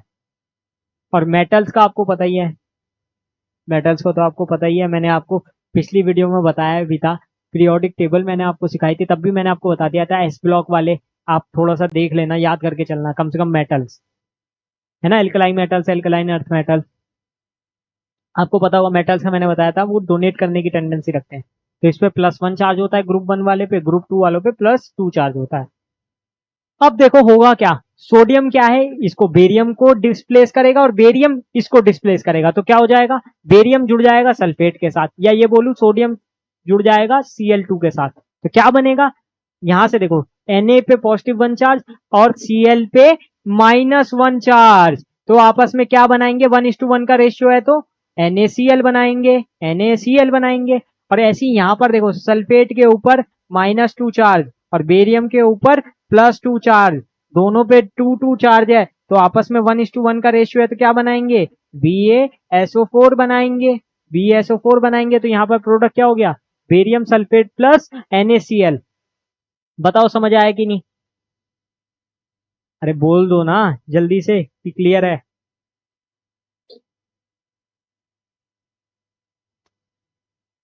ठीक है, तो आपको डबल डिस्प्लेसमेंट रिएक्शन ना ऐसी समझनी है आपको, अब कोई भी डबल डिस्प्लेसमेंट रिएक्शन आ जाए, कोई सी भी, अगर जैसे मैं अपने पास से भी कोई रिएक्शन लिखना चाहूं, अगर अगर मैं अपने पास से कोई रिएक्शन लिखना चाहूं, जैसे कि for suppose BaSO4 plus HCl, बताओ क्या बनेगा, जल्दी बताओ। डबल डिस्प्लेसमेंट रिएक्शन अगर इसमें हो जाए, सपोज करो, तो देखो बेरियम क्या करेगा, क्लोरीन से जुड़ेगा, हाइड्रोजन सल्फेट से जुड़ेगा, तो देखो क्या बनेगा, बेरियम पे कौन सा चार्ज होता है, +2, और क्लोरीन पे -1, तो क्या हो जाएगा, BaCl2 हो जाएगा। अब तो आ गया ना आपको बैलेंस करना, क्रॉस मल्टीप्लाई कर दिया करो, इस पे +2 चार्ज था, इस पे मल्टीप्लाई हो गया, इस पे -1 था तो बन नहीं रहा। ऐसी हाइड्रोजन पे 1 होता है, सल्फेट पे 2 होता है, तो क्या बन जाएगा, हाइड्रोजन पे 2 मल्टीप्लाई SO4 पे 1, तो H2SO4। इसको एक बार देख लो ध्यान से, बैलेंस वैलेंस करने की अगर जरूरत पड़े तो आप खुद कर लेना, जैसे यहाँ पर आपको 2 लगाना पड़ेगा बैलेंस करने के लिए। ठीक है, तो ये क्या बन जाएगा, H2SO4 प्लस BaCl2 बैलेंस्ड है। पीछे वाली बैलेंस की थी हमने, पिछले वाली तो बैलेंस ही नहीं थी आई थिंक, यहाँ पर 2 आएगा बस, यहाँ पर 2 आएगा, क्योंकि यहाँ Na2 लिखा था ना, तो यहाँ 2NaCl बनेगा, और यहाँ पर भी Cl2 था, हाँ तो ये बैलेंस अब हो गई, अगर नहीं भी थी तो हमने बैलेंस कर दी। ठीक, क्या कर लो, 2 सोडियम वहां 2 सोडियम, 2 क्लोरीन वहां 2 क्लोरीन, एक बेरियम वहां एक बेरियम, एक सल्फेट वहां एक सल्फेट। क्लियर है, बस 2 लगाना था यहाँ पे। तो ये थी हमारी टाइप्स ऑफ केमिकल रिएक्शन। ठीक है, अब एक्सोथर्मिक रिएक्शंस पे आते हैं। एक्सोथर्मिक रिएक्शन मतलब सिंपल है, आपको समझना है, एक्सोथर्मिक प्रोसेस में हीट रिलीज होती है, क्या होता है, हीट रिलीज हो रही है। एंडोथर्मिक में जस्ट उल्टा होता है, वहां पर हम हीट देते हैं, और एक्सोथर्मिक रिएक्शन में या एक्सोथर्मिक प्रोसेस में हीट रिलीज होती है, ये आपको याद रखना है। अगर इतनी बात आप याद रख गए तो आपका काम आसान हो जाएगा। अब मैं आपको केमिकल इक्वेशन की फॉर्म में भी बताने वाला हूं, पहले आप जो यहां लिखा है इसको एक बार पढ़ लेते हैं। ठीक है, an exothermic process release heat and causes the temperature of the immediate surrounding to rise। ठीक है, इतनी बात समझ आई। अब देखो, the rice potatoes and bread we eat contain carbohydrates, we know that. Carbohydrates के बारे में आप जानते हो ना, आपने थोड़ी बहुत बायोलॉजी तो पढ़ी होगी, थोड़ी सी, अगर थोड़ा बहुत आप साइंस और बायोलॉजी के बारे में जानते हैं तो ये चीज आप समझते होंगे, है कि नहीं। आगे पढ़ो, these carbohydrates are broken down to form glucose. ये जो कार्बोहाइड्रेट्स होते हैं हमारे, इसको ब्रेक किया जाता है किसकी फॉर्म में, ग्लूकोज की फॉर्म में। देखो हमारी बॉडी में ग्लूकोज होता है, आपको पता है ना, ग्लूकोज की कमी होने पर ही ग्लूकोज चढ़ाया जाता है। ग्लूकोज अस्पताल में जाते हैं ना, जिसको ग्लूकोज की कमी हो जाती है, डिहाइड्रेशन हो जाता है, तो उसको ग्लूकोज चढ़ाया जाता है, पता है ना आपको। और ग्लूकोज का फॉर्मूला याद रख लेना, क्लास 10th में हो, ग्लूकोज का कम से कम फॉर्मूला याद रख लेना, बहुत ज्यादा आपको नहीं पढ़ना है। क्लास 12th में चैप्टर आता है आपका बायोमोलिक्यूल्स, तो अगर आप बहुत ज्यादा भी नहीं जानते हो तो ग्लूकोज का एटलीस्ट आपको फॉर्मूला तो आना चाहिए। फॉर्मूला क्या होता है ग्लूकोज का, हाँ C6H12O6, ये फॉर्मूला आपको लर्न करके चलना है, फॉर्मूला आपको लर्न करके चलना है। अब आगे देखो क्या बोला जा रहा है, this glucose combines with oxygen in the cells of our body and provided energy. The special name of this reaction is respiration. और रेस्पिरेशन भी क्या है, ये तो रेस्पिरेशन आपने थोड़ा बहुत पढ़ा होगा क्लास 8-9 में, और रेस्पिरेशन भी एक एक्सोथर्मिक रिएक्शन है। कैसे, अब आप वो देखो, C6H12O6 प्लस 6O2 क्या बन रहा है, देखो यहां पर यहाँ पर 6 कार्बन है तो CO2 बनाएगा, तो यहाँ पर बैलेंस भी तो करना पड़ेगा। ये तो ठीक है CO2 लिख दिया, लेकिन सिर्फ CO2 नहीं लिख सकते ना, केमिकल रिएक्शंस को बैलेंस भी करना था, तो यहाँ पर 6CO2। अब समझ आ गया आपको यहाँ पर मैंने 6 क्यों लिखा था। ठीक है, नेक्स्ट एक बनेगा हमारा वाटर H2O। अब वाटर देखो यहाँ पर 12 हाइड्रोजन एटम है, तो वहां पर भी 12 हाइड्रोजन एटम होने चाहिए। ये चीज आपको पता है ना बैलेंसिंग की, कि जो भी रिएक्टेंट साइड में जितने एटम्स है उतने ही प्रोडक्ट साइड में एटम्स होने चाहिए। यानी कि यहाँ पर 12 हाइड्रोजन एटम है तो यहाँ पर भी 12 हाइड्रोजन एटम होने चाहिए। ऑक्सीजन चेक करो, यहाँ पर 6 ऑक्सीजन एटम है तो यहाँ पर भी 6 ऑक्सीजन एटम होने चाहिए। बट मेन जो देखने वाली बात थी वो ये थी कि यहाँ पर एनर्जी रिलीज हुई, यानी कि हीट रिलीज हुई। अगर मुझे इस प्रोसेस में हीट देनी पड़ती, मान लो अगर मैं इसको हीट दे रहा हूं तो उस केस में क्या हो जाता, अगर कोई भी रिएक्शन है जिसको मैं हीट दे रहा हूं तो क्या होता, वो एंडोथर्मिक रिएक्शन बन जाती कि नहीं बन जाती, बताओ जल्दी। ऑब्वियस सी बात है। अब मैं आपको एंडोथर्मिक वाली रिएक्शन दिखाता हूं और एंडोथर्मिक का केस दिखाता हूं। इसमें बहुत ज्यादा आपके पेपर में नहीं आता है, आपको सिर्फ समझ में आना चाहिए एक्सोथर्मिक रिएक्शन क्या है, एंडोथर्मिक रिएक्शन क्या है। जिसमें हीट रिलीज होती है वो एक्सोथर्मिक, जिसमें हीट दी जा रही है वो एंडोथर्मिक। अब एंडोथर्मिक पे आता हूं, तो endothermic reactions are chemical reactions in which the reactant absorb heat energy from the surrounding to form products. यहां पर क्या होगा, हमें हीट दी जाएगी, रिएक्शन को करवाने के लिए हीट दी जा रही है, and these reaction lower the temperature of their surrounding area. अब उस केस में क्या हो रहा था, एक्सोथर्मिक वाले केस में टेम्परेचर हाई हो रहा था, टेम्परेचर हाई हो रहा था, और यहां पर क्या होगा, टेम्परेचर लोअर होगा सराउंडिंग एरिया से, thereby creating a cooling effect. यहां पर क्यों किया जाता है, ताकि एक कूलिंग इफेक्ट हो। ये सारी चीजें मैं आपको रिएक्शंस के रूप में दिखाऊंगा, पहले आप इसके एग्जांपल्स पढ़ लो। जैसे physical process can be endothermic as well, physical भी हो सकता है, कौन कौन से, जैसे आइस क्यूब्स है, वो क्या करता है, हीट एब्जॉर्ब करता है। क्या करता है, हीट एब्जॉर्ब। आपने देखा होगा आइस क्यूब ले लो कोई भी, आइस क्यूब क्या करता है, थोड़ी देर बाद मेल्ट होने लग जाता है, धीरे धीरे अपना फेस चेंज करके लिक्विड में आ जाता है, मतलब वाटर बन जाता है। तो हो क्या रहा है, उसका फेस चेंज हो रहा है, क्या हो रहा है, उसका फेस चेंज हो रहा है वहां पर। लेकिन इस केस में क्या हुआ, जब उसको मेल्ट होना था, उसके लिए उसको क्या चाहिए था, अरे बताओ जल्दी, अगर वो 0 डिग्री टेम्परेचर पे रहता तो क्या मेल्ट होता, टेम्परेचर बढ़ाया तभी तो मेल्ट हुआ। तो उसको हीट दी गई ना, उसको हीट दी गई तभी तो वो मेल्ट हुआ। सोचो ध्यान से, अगर कोई भी चीज है उसका मेल्टिंग पॉइंट जितना है, हम उस मेल्टिंग पॉइंट पे ले जाएंगे तो क्या होगा, वो मेल्ट होना स्टार्ट कर देगा। इतना तो आपको पता है ना बेसिक्स में। अब यहाँ कैल्शियम कार्बोनेट में लिख रहा हूं, calcium carbonate plus heat. Calcium carbonate को मैंने क्या किया, हीट दिया, या हीट का आप सिंबल ये भी ले सकते हो। सपोज करो अगर कहीं पर ऐसे लिखा है और ये रिएक्शन कुछ इस टाइप से भी लिखी होती ना अगर, ठीक है, फेस में अभी नहीं लिख रहा हूं, वो आपको पता है वैसे सॉलिड है गैस है। अब ऐसे भी अगर आपकी रिएक्शन लिखी है तो गलत नहीं है, इस हीट का मतलब ही ये है कि यहाँ पर हीट दी जा रही है, ये हीट का सिंबल होता है, ये आपको याद रखना है डेल्टा वाला। ठीक है, अगर हीट दी जा रही है तो वो क्या है, एंडोथर्मिक रिएक्शन। अब दूसरा एग्जांपल भी देख लेते हैं।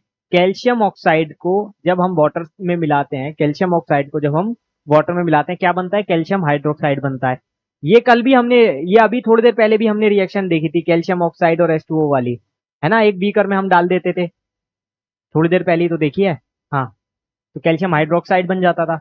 और यहां पर लेकिन देखो उसके साथ साथ एक चीज और है, हमें हीट भी मिल रही है, हमें हीट भी मिल रही है। बैक में जाके आप ये वाली चीज चेक कर सकते हो, वीडियो के बैक में जाके। वैसे तो नॉर्मल ही है ये, अभी थोड़ी देर पहले देखा था हमने, बीकर में कैल्शियम ऑक्साइड लिया था और फिर पानी मिला दिया था, तो फिर क्या हुआ था, कैल्शियम हाइड्रोक्साइड यानी स्लेट लाइम बना था, है ना। ये भी एक एंडोथर्मिक रिएक्शन है। तो मैं आपको वही चीज बताना चाह रहा हूँ सिंपल, जिसमें भी आपको हीट देनी पड़ रही है वो एंडोथर्मिक रिएक्शन, और जहां हीट रिलीज हो वो एक्सोथर्मिक रिएक्शन। अब बात करते हैं हम रेट ऑफ रिएक्शन के बारे में। क्या आप थोड़ा बहुत जानते हो रेट ऑफ रिएक्शंस के बारे में। जैसे अगर मैं सिंपल पूछूं, रेट मतलब क्या होता है, अगर किसी भी चीज के रेट की मैं बात करूं तो सिंपल सी बात है, मैं स्पीड से रिलेट कर रहा हूं उससे, मतलब कितनी स्पीड में ये बनेगा। रिएक्शंस का मतलब यही हुआ ना, कितनी कितनी जल्दी वो रिएक्शन होगी या कितनी देर में वो रिएक्शन होगी, मतलब वही बात कर रहा हूं, कितने टाइम में और कितनी स्पीड से ये होगा, यही बात हो गई ना रेट की। तो यहां पर भी वही है कि किसी भी केमिकल रिएक्शन में दो चीज है, एक तो रिएक्टेंट है और एक प्रोडक्ट है। या तो दो रिएक्टेंट मिलकर एक प्रोडक्ट बना रहे हैं, या फिर एक रिएक्टेंट से दो प्रोडक्ट बन रहे हैं डिकम्पोज होके। दोनों ही केस में हमारा क्या है, रेट ऑफ रिएक्शन अलग आएगा, आएगा कि नहीं। तो यहां पर एक बार आप पढ़ लेते हैं, ठीक है। The rate of reaction refers to the speed at which the products are formed from the reactants in a chemical reaction.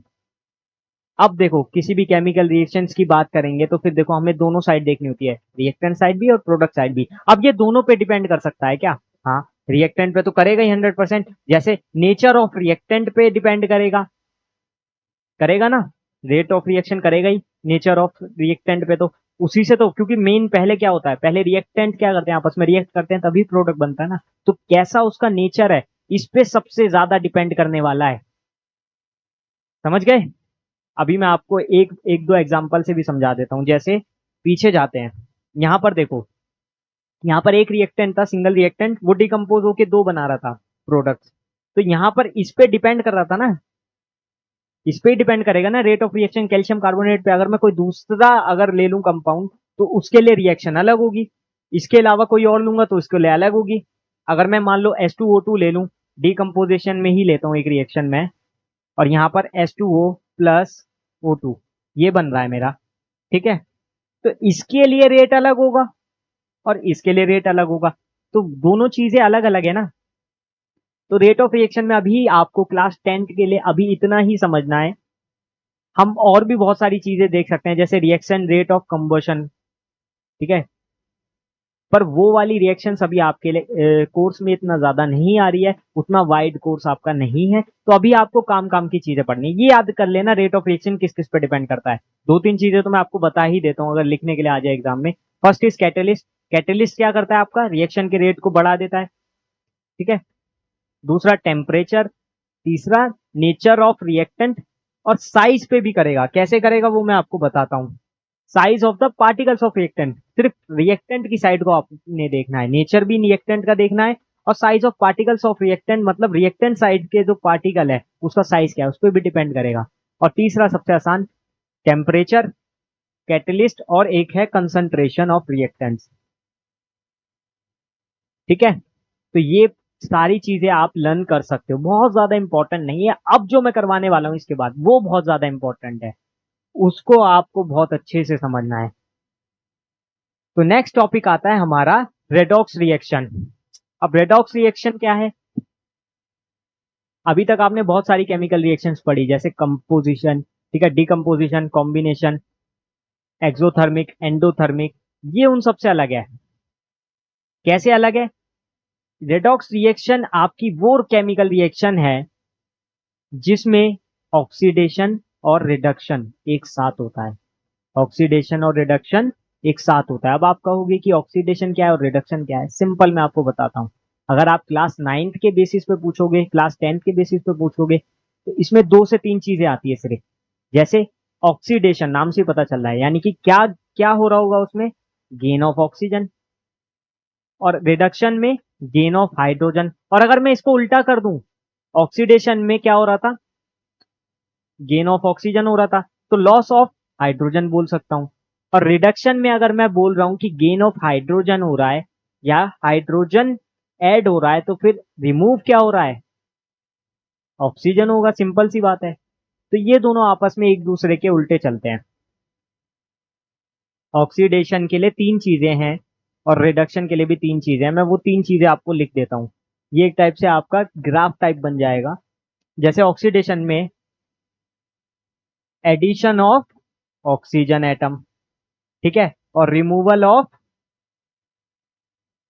Hydrogen atom, ठीक है।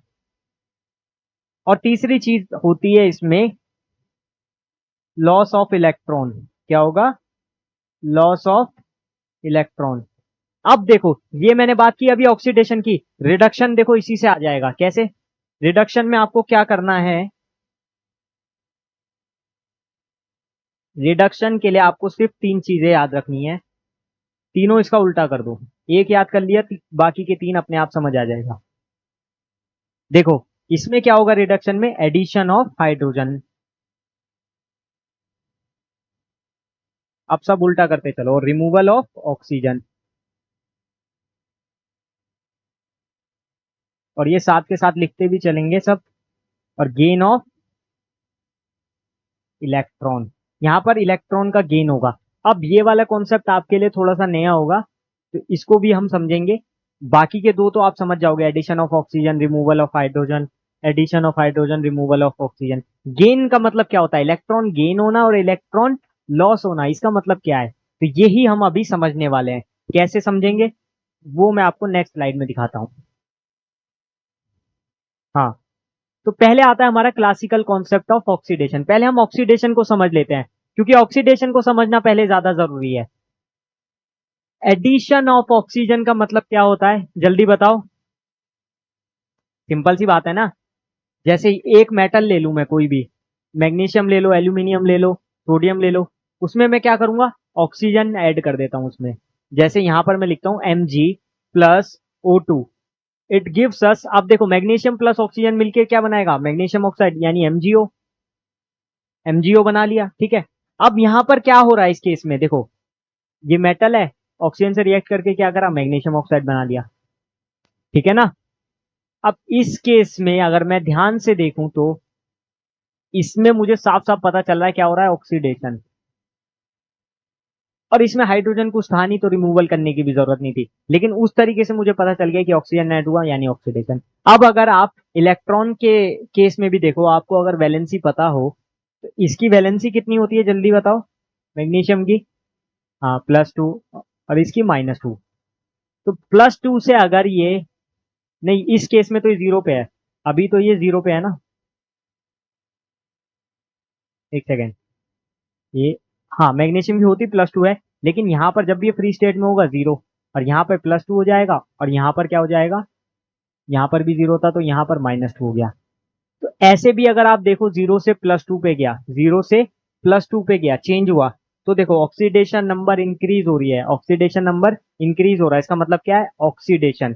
और वैसे भी देखो 0 से +2 पे गया, इसका मतलब इसने क्या किया, 2 इलेक्ट्रॉन लॉस किए तभी +2 पे गया होगा ना 0 से। अगर गेन करता तो 0 से -2 पे जाता, अगर 2 इलेक्ट्रॉन गेन करेगा तो क्या होगा, -2 पे जाएगा, क्यों, क्योंकि इलेक्ट्रॉन पे नेगेटिव चार्ज होता है।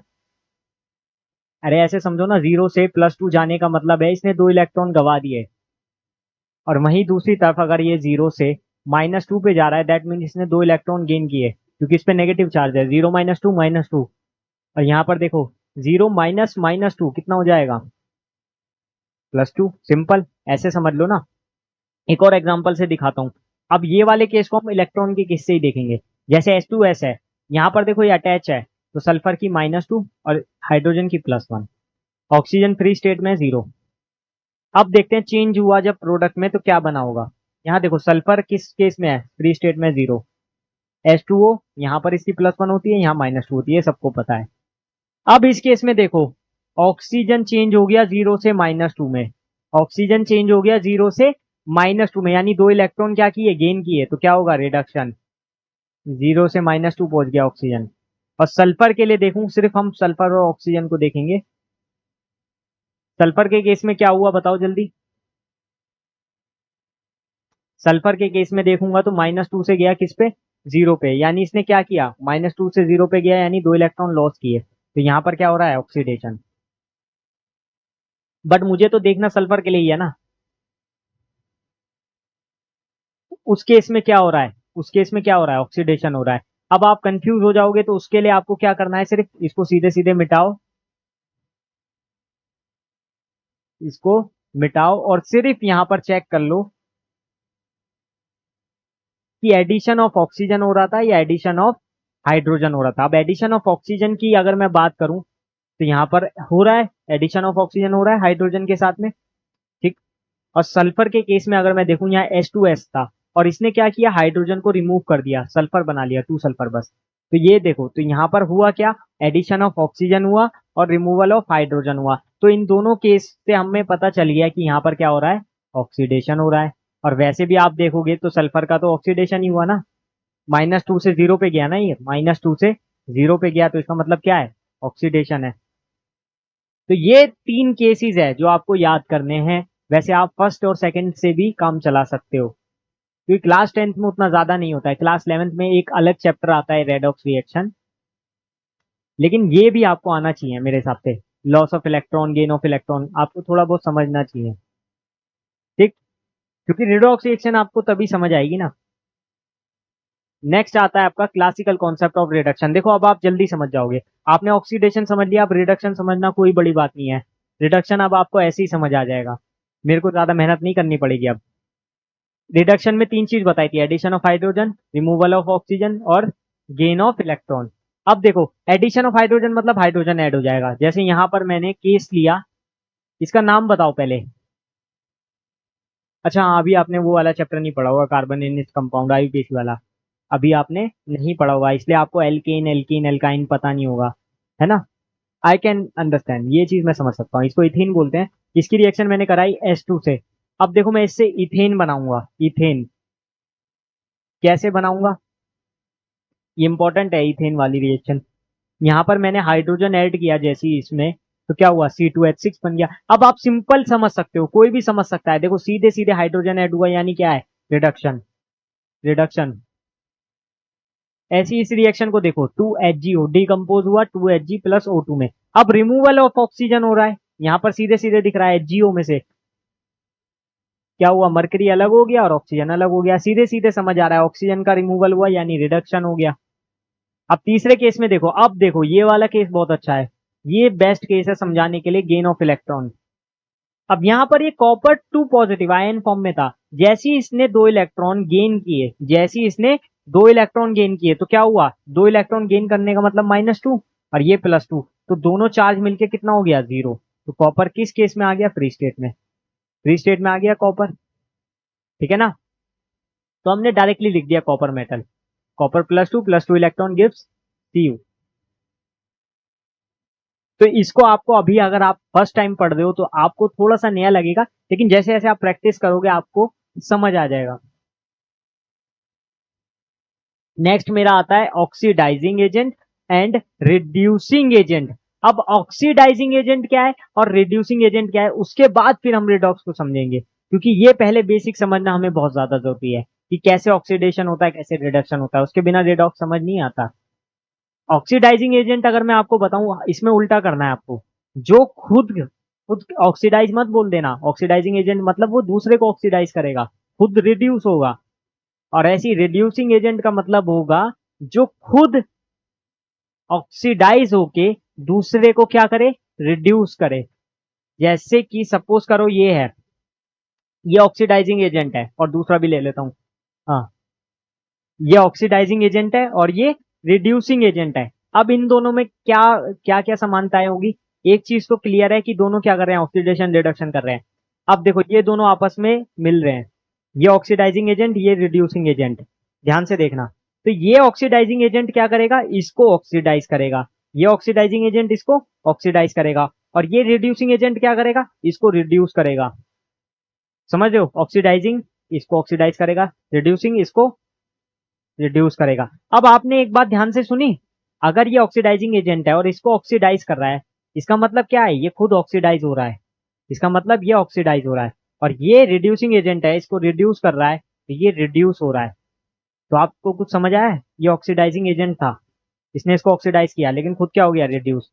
ये रिड्यूसिंग एजेंट था, इसने इसको रिड्यूस किया लेकिन खुद क्या हुआ, ऑक्सीडाइज। क्यों, क्योंकि इसने उसको ऑक्सीडाइज किया, इसने इसको रिड्यूस किया। तो ये बेस्ट तरीका है समझने के लिए।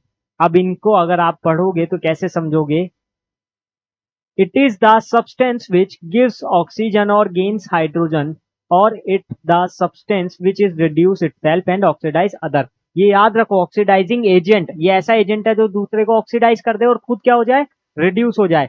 ऐसी ये रिड्यूसिंग एजेंट, ये क्या करेगा, ये खुद तो ऑक्सीडाइज होगा और दूसरे को रिड्यूस कर देगा, दूसरे को क्या कर देगा, रिड्यूस कर देगा। ये आपको हमेशा याद रखनी है रिएक्शन। ये रिएक्शंस अगर आप याद नहीं रखोगे तो फिर आपके लिए दिक्कत हो सकती है। जैसे कोई भी अगर मैं रिएक्शन ले लूं, Zn प्लस CuSO4, ये डिस्प्लेसमेंट रिएक्शन आपने पढ़ी है ना। अब आप इसमें बता सकते हो, जैसे रिएक्शन का प्रोडक्ट क्या आता था, यहाँ पर Zn इसके साथ जुड़ता था, ZnSO4 प्लस कॉपर मेटल। तो अगर इसमें मैं आपसे पूछूं कि कौन ऑक्सीडाइजिंग एजेंट है और कौन रिड्यूसिंग एजेंट है, तो आप कैसे बताओगे। सबसे पहले तो चार्ज देख लो, सबसे पहले क्या देख लो, चार्ज देख लो। Zn पे 0 है, कॉपर पे +2 है, सल्फेट पे -2 है। यहाँ तक सबको समझ आ रहा है। फ्री स्टेट है, जीरो चार्ज। कॉपर सल्फेट, देखो सल्फेट पे -2 होता है, कॉपर पे +2 होता है। ठीक है। अब ये जुड़े हुए हैं ना, तो टूटेंगे तो आयन फॉर्म में टूटेंगे। अब देखो यहाँ से Zn जब इसके साथ जुड़ गया तो अब चार्ज चार्ज होगा, अब चार्ज होगा +2, यहाँ होगा -2। यहाँ पर ये फ्री स्टेट में आ गया 0। अब देखो यहाँ पर जिंक 0 से गया +2 में, जिंक 0 से गया +2 में, क्या हुआ इसका?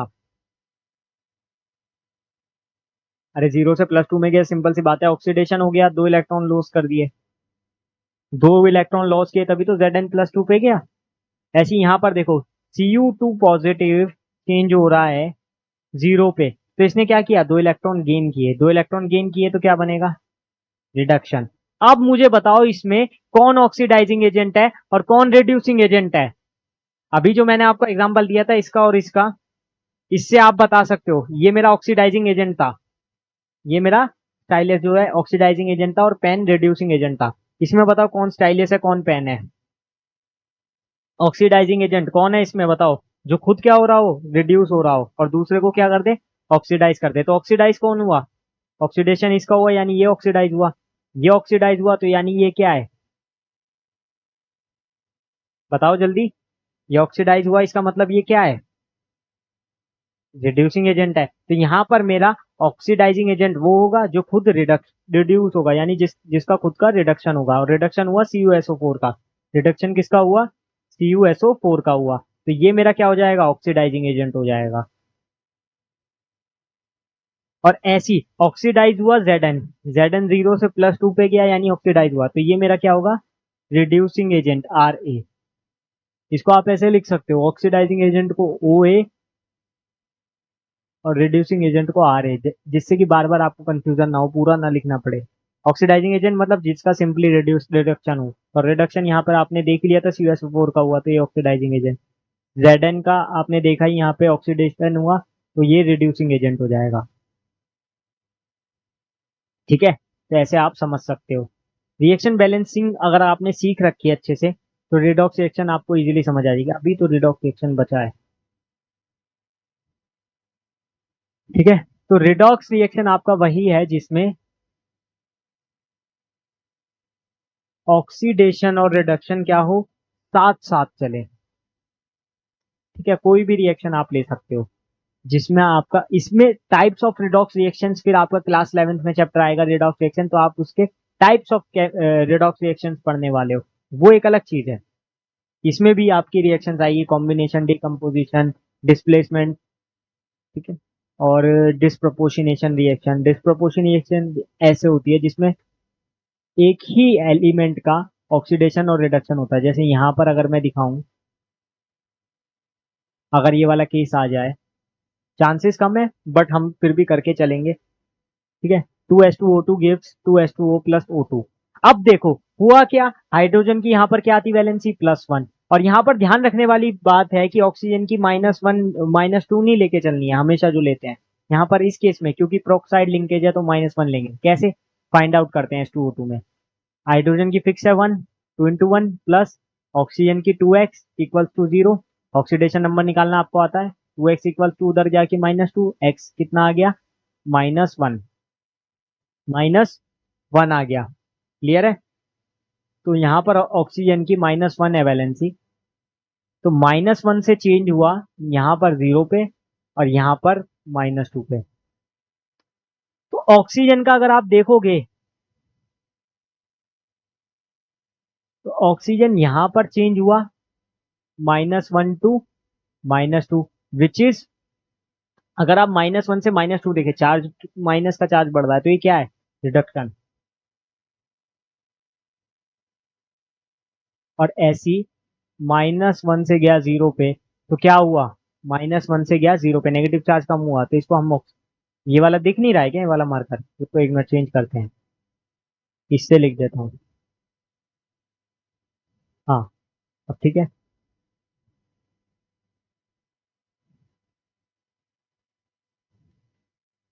इस वाले केस में -1 टू -2 गया, यानी कि रिडक्शन हुआ क्योंकि एक इलेक्ट्रॉन गेन किया। और इस वाले केस में अगर आप देखोगे -1 से 0 पे गया, तो इसका मतलब इसने क्या किया, इलेक्ट्रॉन लूज किया एक, तो उसको हम क्या बोलेंगे, ऑक्सीडेशन। तो यहाँ पर एक ही एलिमेंट का आपको ऑक्सीडेशन और रिडक्शन देखने को मिल गया। तो इसको हम डिस्प्रोपोर्शनेशन रिएक्शन कहते हैं, कभी कभी आ जाती है, उसके लिए आप तैयारी कर सकते हो। पर रिडॉक्स रिएक्शन आपको समझ आ गया ना, जहां पर ऑक्सीडेशन रिडक्शन दोनों देखने को मिले। अभी पीछे भी मैंने एक एग्जांपल दिया, यहाँ पर भी मैंने एग्जांपल दिया। क्वेश्चंस भी मैं आपको करवाऊंगा, या पहले क्वेश्चन ही करवा देता हूं मैं आपको, क्योंकि मैं क्वेश्चन लेकर आया हूं।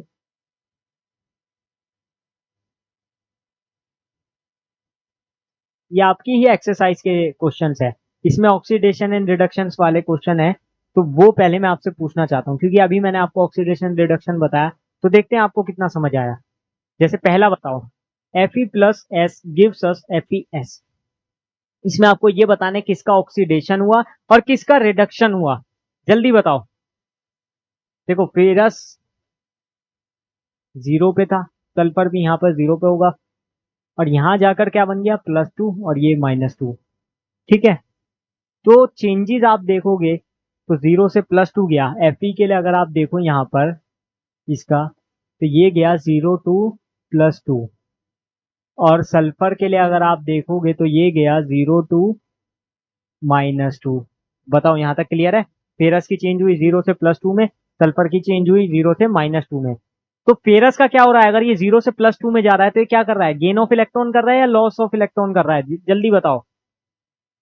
जाहिर सी बात है, नेगेटिव चार्ज 0 माइनस -2, यानी कि 2 इलेक्ट्रॉन का लॉस कर रहा है, और लॉस कर रहा है तो इसका मतलब क्या है, ऑक्सीडेशन। ऐसी यहां पर 0 टू -2 जा रहा है, यानी 2 इलेक्ट्रॉन गेन कर रहा है, तो इसका मतलब क्या है, रिडक्शन। वेल डन, सब समझ रहे हैं। कंफ्यूज मत हो जाया करो, 0 टू +2 जा रहा है तो रिडक्शन होगा, नहीं। 0 से +2 तब जाएगा जब वो 2 इलेक्ट्रॉन लॉस करेगा, तभी तो होगा ऑक्सीडेशन। और इसमें भी अगर आप देखो 2Ag2O गिव्स 4Ag+O2। अब यहां पर इस केस में देखो, यहां पर Ag की वैलेंसी +1, यहां पर -2, चेंज होके यहां पर 0, यहां पर 0। अब इसके केस में भी देखें अगर, तो Ag चेंज हुआ मेरा +1 टू 0, और ऑक्सीजन इस केस में चेंज हो रहा है मेरा -2 टू 0। अब देखो, +1 से 0 पे जा रहा है, +1 से 0 पे जा रहा है, इसका मतलब क्या है, +1 से 0 पे जा रहा है, इसका मतलब इलेक्ट्रॉन गेन कर रहा है। एक इलेक्ट्रॉन गेन करा तभी तो 0 पे गया, अगर इलेक्ट्रॉन लॉस करता तो +2 हो जाता। इलेक्ट्रॉन गेन किया एक, तभी तो ये गया 0 पे, तो इस केस में क्या होगा, रिडक्शन। अब देखो -2 से 0, -2 से 0 नेगेटिव चार्ज बढ़ता है या कम होता है, उस केस से भी आप समझ सकते हो। नहीं तो सिंपल इलेक्ट्रॉन ऐड करके देखो, अगर मैं इसमें इलेक्ट्रॉन ऐड करूंगा एक या 2 इलेक्ट्रॉन ऐड करूंगा तो -4 होगा, लेकिन अगर मैं इसमें से 2 इलेक्ट्रॉन निकालूंगा, माइनस करूंगा, तो क्या होगा, -2 +2 0। तो इसका मतलब यहाँ क्या हो रहा है, ऑक्सीडेशन, लॉस ऑफ इलेक्ट्रॉन। ऐसे देख लिया करो ना, -2, 2 इलेक्ट्रॉन घटाने हैं, इलेक्ट्रॉन पे नेगेटिव चार्ज होता है ना, तो -2 लिखेंगे, तो माइनस माइनस प्लस, -2 +2 0। इस टाइप से आप करके देख सकते हो। इस केस में ये हुआ। अब ये वाला केस तो हमारा बहुत अच्छा केस है, Mg+O2 गिव्स MgO। ये भी रिडॉक्स रिएक्शन ही है एक टाइप से। यहाँ 0 था, यहाँ 0 था, यहाँ पर हो गया +2 -2। अब बताओ क्या हुआ इस केस में। और ये सारी रिडॉक्स रिएक्शन है, क्योंकि यहाँ पर ऑक्सीडेशन रिडक्शन दोनों हो रहा है ना, तो रिडॉक्स रिएक्शन है, इसीलिए मैंने ये वाला एग्जाम्पल लिया है। अब देखो 0 से +2 गया, 0 से -2 गया। Mg के केस में देखो, पहले Mg चेंज हुआ मेरा 0 से +2 में, ठीक है। और ऐसी ऑक्सीजन इस वाले केस में क्या हुआ, 0 टू -2 हुआ, 0 टू -2 हुआ। बोलो समझ आया कि नहीं आया। अब आप मुझे बताओ, जब ये 0 से +2 गया तब क्या होगा, और जब ये 0 से -2 गया तब क्या होगा। देखो सिंपल सी बात है, 0 से +2 गया, दैट मीन्स चार्ज बढ़ा है, यानी कि ऑक्सीडेशन हुआ। सिंपली मैं ऐसे भी बता सकता हूं, नहीं तो आप देखो 0 -2 इलेक्ट्रॉन क्या हो जाएगा, +2। तो यानी इसने लॉस किए इलेक्ट्रॉन, तभी तो इसका ऑक्सीडेशन हुआ। इसने लॉस किए तभी तो इसका ऑक्सीडेशन हुआ। ऑक्सीजन के केस में देखो 0 से -2 गया, यानी कि रिडक्शन हो रहा है। सिंपल बात है, 2 इलेक्ट्रॉन ऐड हो गए। अब ये, अब चौथा आप तो बता ही दोगे ना आप। अब तो आप समझ ही गए, निकिल ऑक्साइड प्लस H2 क्या होगा, यहाँ 0, यहाँ +1, यहाँ -2, निकिल का यहाँ पर था +2 और यहाँ पर था -2, ये 0। अब सिर्फ मैं अगर निकिल और ऑक्सीजन का केस देखूं, या निकिल और ऑक्सीजन तो चेंज हो नहीं रहा है, -2 से -2 उसको छोड़ दो, हाइड्रोजन और निकिल को देखो, तो निकिल के केस में जो चेंज आ रहा है वो +2 से 0 पे आ रहा है, और हाइड्रोजन के केस में 0 से +1 पे आ रहा है। अब बताओ, +2 से 0 गया यानी 2 इलेक्ट्रॉन ऐड हो गए, यानी कि रिडक्शन। ठीक है, 0 से +1 गया, 1 इलेक्ट्रॉन निकल गया, यानी ऑक्सीडेशन। तो ये आप एक बार चेक करो सारा। ठीक है, क्लियर है? बहुत ही इजी क्वेश्चन है, ज्यादा कुछ है नहीं इसमें। वैसे आप ये 7th क्वेश्चन भी कर सकते हो, balance the following equation step wise. Equation balance करना मैंने आपको कल सिखाया था, अभी थोड़ी सी देर पहले, ज्यादा नहीं, 1 घंटा हुआ होगा। अब तो आपको आता ही होगा।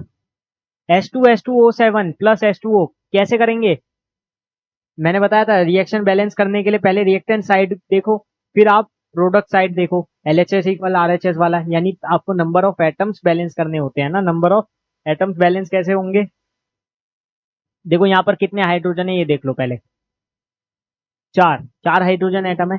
यहाँ पर भी कितने होने चाहिए, 4, 2 से मल्टीप्लाई करो, कर दिया जी। अब ऑक्सीजन को देखो, ऑक्सीजन कितने हैं, 7 + 1 8, यहाँ पर भी 8 होने चाहिए। क्या यहाँ 8 ऑक्सीजन एटम है, 2 × 4 8, हाँ बिल्कुल सही है। अब सल्फर को देखो, सल्फर को, यहाँ 2 सल्फर एटम है, तो यहाँ भी 2 सल्फर एटम होने चाहिए, S2, हाँ 2 सल्फर है। तो हाँ, सब कुछ बैलेंस हो गया, मतलब यहाँ सिर्फ मुझे क्या करना पड़ा, 2 से मल्टीप्लाई करना पड़ा, और ये पूरी की पूरी रिएक्शन बैलेंस हो गई। अब ऐसी अगर मैं इस वाले केस में देखूं, SO2 plus H2S gives S plus H2O। अब इस केस में मुझे क्या करना होगा, देखो इस केस में थोड़ा सा सॉल्व करना पड़ेगा, या ये भी हो जाएगा इजीली। देखो यहाँ पर 2 सल्फर है, पहले मेरे को हाइड्रोजन और ऑक्सीजन को कर लेना चाहिए, फिर सल्फर अपने आप बैलेंस हो जाएगा। हाइड्रोजन कितने हैं यहाँ पर 2, ऑक्सीजन कितने हैं यहाँ पर 2, तो यहाँ पर कितने ऑक्सीजन एटम है, 2, तो यहाँ पर भी 2 आने चाहिए, तो 2 से मल्टीप्लाई कर दूंगा तो मेरा काम हो जाएगा, हाँ हो जाएगा। तो यहाँ 2 से मल्टीप्लाई कर दिया, ऑक्सीजन एटम बैलेंस हो गए। अब हाइड्रोजन एटम बैलेंस करो, यहाँ कितने हैं 2, और यहाँ कितने हैं 4, तो हाइड्रोजन एटम बैलेंस करने के लिए क्या करना होगा मुझे, यहाँ पर 2 से मल्टीप्लाई करना होगा, तभी बैलेंस होगा ना। 2 × 2 4, ये भी 2 × 2 4। ये थोड़ा छोटा दिख रहा है तो इसको बड़ा कर लेते हैं। हाँ, इसको हटाना पड़ेगा, इसको रब कर देते हैं थोड़ा सा।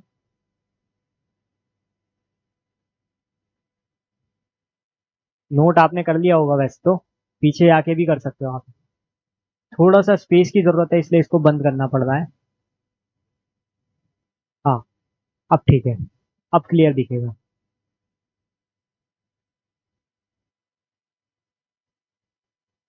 ठीक,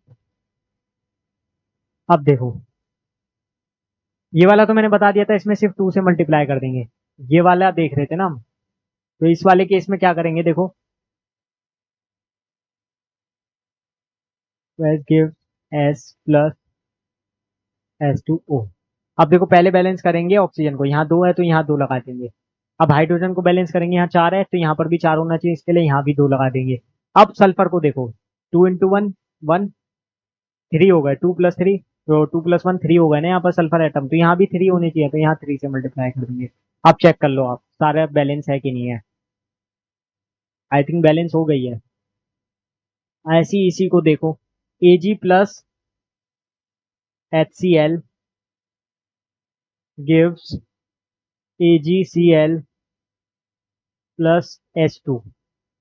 अब देखो, मुझे किसे बैलेंस करना है, सबसे पहले बैलेंस करना है मुझे हाइड्रोजन को, यहाँ 2 है तो यहाँ पर भी 2 लिख दो, 2HCl। अब यहाँ पर 2 क्लोरीन हो गए, तो यहाँ पर भी क्या होना चाहिए, 2 से मल्टीप्लाई, और यहाँ 2 AgCl हो गए, तो यहाँ 2 Ag आ गए, तो इसको भी बैलेंस कर दो, 2 Ag। देखा कितना आराम से किया, एक को बैलेंस करो, उसके चक्कर में दूसरे को करो, फिर तीसरा अपने आप हो जाएगा। ऐसे इसमें देखो, ये थोड़ा सा बड़ा दिख रहा है पर है इजी। यहाँ पर मुझे सिर्फ SO4 को बैलेंस करना है, किसको, SO4 को। जैसे यहाँ पर एक ही सल्फेट है, यहाँ पर भी एक ही है, कोई दिक्कत नहीं। सोडियम यहाँ पर 2 है तो यहाँ पर 2 लगा दो, यहाँ पर 2 से मल्टीप्लाई कर दिया, 2NaOH।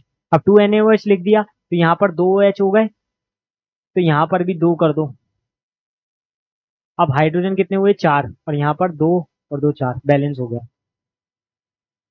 बैलेंस हो गया ना? ठीक है, चाहे गिन के देख लो, 2 हाइड्रोजन और 2 हाइड्रोजन, 4 हाइड्रोजन, यहाँ पर 4 हाइड्रोजन एटम है। यहाँ ऑक्सीजन एटम चेक करो 2, और यहाँ पर भी ऑक्सीजन एटम 2। SO4 देखो 1 है, यहाँ पर भी SO4 1 है। सोडियम यहाँ 2 है, वहां पर भी 2 है। तो ऐसे आप चेक कर सकते हो। आपकी बुक में क्वेश्चंस हैं सारे, आपको ऐसा नहीं लगना चाहिए कि मतलब ये क्वेश्चंस कहाँ से लिए हैं, तो बहुत ज्यादा बड़ी बात नहीं है। अब एंडोथर्मिक और एक्सोथर्मिक रिएक्शन पे आते हैं, ये भी कर ही लेते हैं। एक्सोथर्मिक और एंडोथर्मिक रिएक्शन क्या होती है पहले ये बताओ। जिसमें हीट रिलीज होती है उसको क्या बोलते हैं हम? Exothermic reaction. और जिसमें हीट देनी पड़े, यानी जिसमें हीट हमें देनी पड़े, यानी कि हीट क्या करते हैं हम?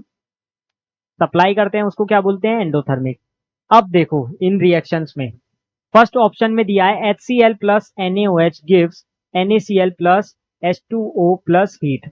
यहां पर देखो हीट बाद में है, यानी हीट रिलीज हुई है। हीट रिलीज हुई है इसका मतलब क्या है?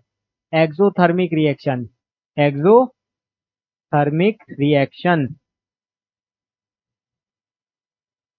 और ऐसी अगर मैं इसमें देखूं, इस वाले केस में 2KClO3 gives 2KCl plus 3O2।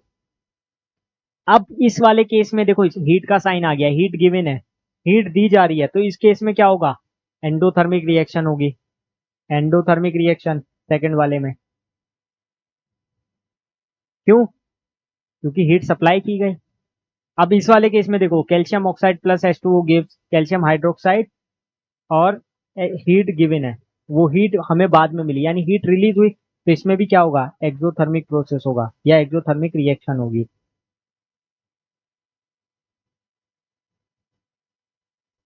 ठीक है, तो ये आप नोट कर लो। नोट क्या करने हैं, वैसे आपको खुद ही सॉल्व करने चाहिए, वैसे तो बेटर यही होगा। ठीक है, बैक टू द टॉपिक। एक हमारा टॉपिक आता है छोटा सा, क्रोजन। अब देखो कभी कभी आपने देखा होगा ना, लोहे के ऊपर जंग आ जाता है। देखा है आपने? देखा ही होगा, रस्टिंग ऑफ आयरन, है ना? या कोई भी मेटल सरफेस है, कभी कभी देखा होगा उसके ऊपर हल्का फुल्का जंग आता है, यानी कि क्या है वो? एक टाइप से, बताओ। और ये जो आपका जंग आता है, क्या ये एकदम से आता है या थोड़े टाइम लेके आता है? ऑब्वियस सी बात है, आराम से बहुत समय बाद आता है, एकदम से तो आएगा नहीं। तो होता क्या है मैं आपको बताता हूँ। आयरन के ऊपर, स्पेशली आयरन की अगर मैं बात करूं, आयरन के ऊपर जंग आना यानी रस्ट आना एक प्रोसेस है जिसको हम बोलते हैं corrosion. It is a type of process. अब ये प्रोसेस होता कैसे है और क्यों होता है, और कोरोजन क्या हमें और भी टाइप के पढ़ने हैं, क्योंकि हम क्लास 10th के लिए पढ़ रहे हैं, तो rusting of iron I think enough है। और इसी की हम रिएक्शंस पढ़ते हैं, आयरन नील्स वाली जो एक्टिविटीज है।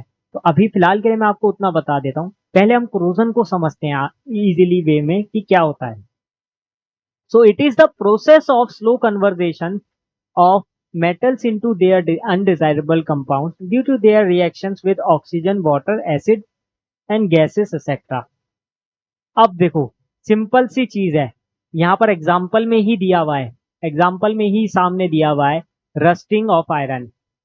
तो देखो iron when reacts with oxygen and moisture forms red substance called rust. आपने देखा हो हल्का हल्का रस्ट आ जाता है आयरन पे, जब लोहे के ऊपर आता ही है, उसी को हम क्रोजन कहते हैं। वो एक टाइप का क्रोजन ही है। अब मैं इसकी रिएक्शन लिख देता हूँ, रिएक्शन क्या होगी?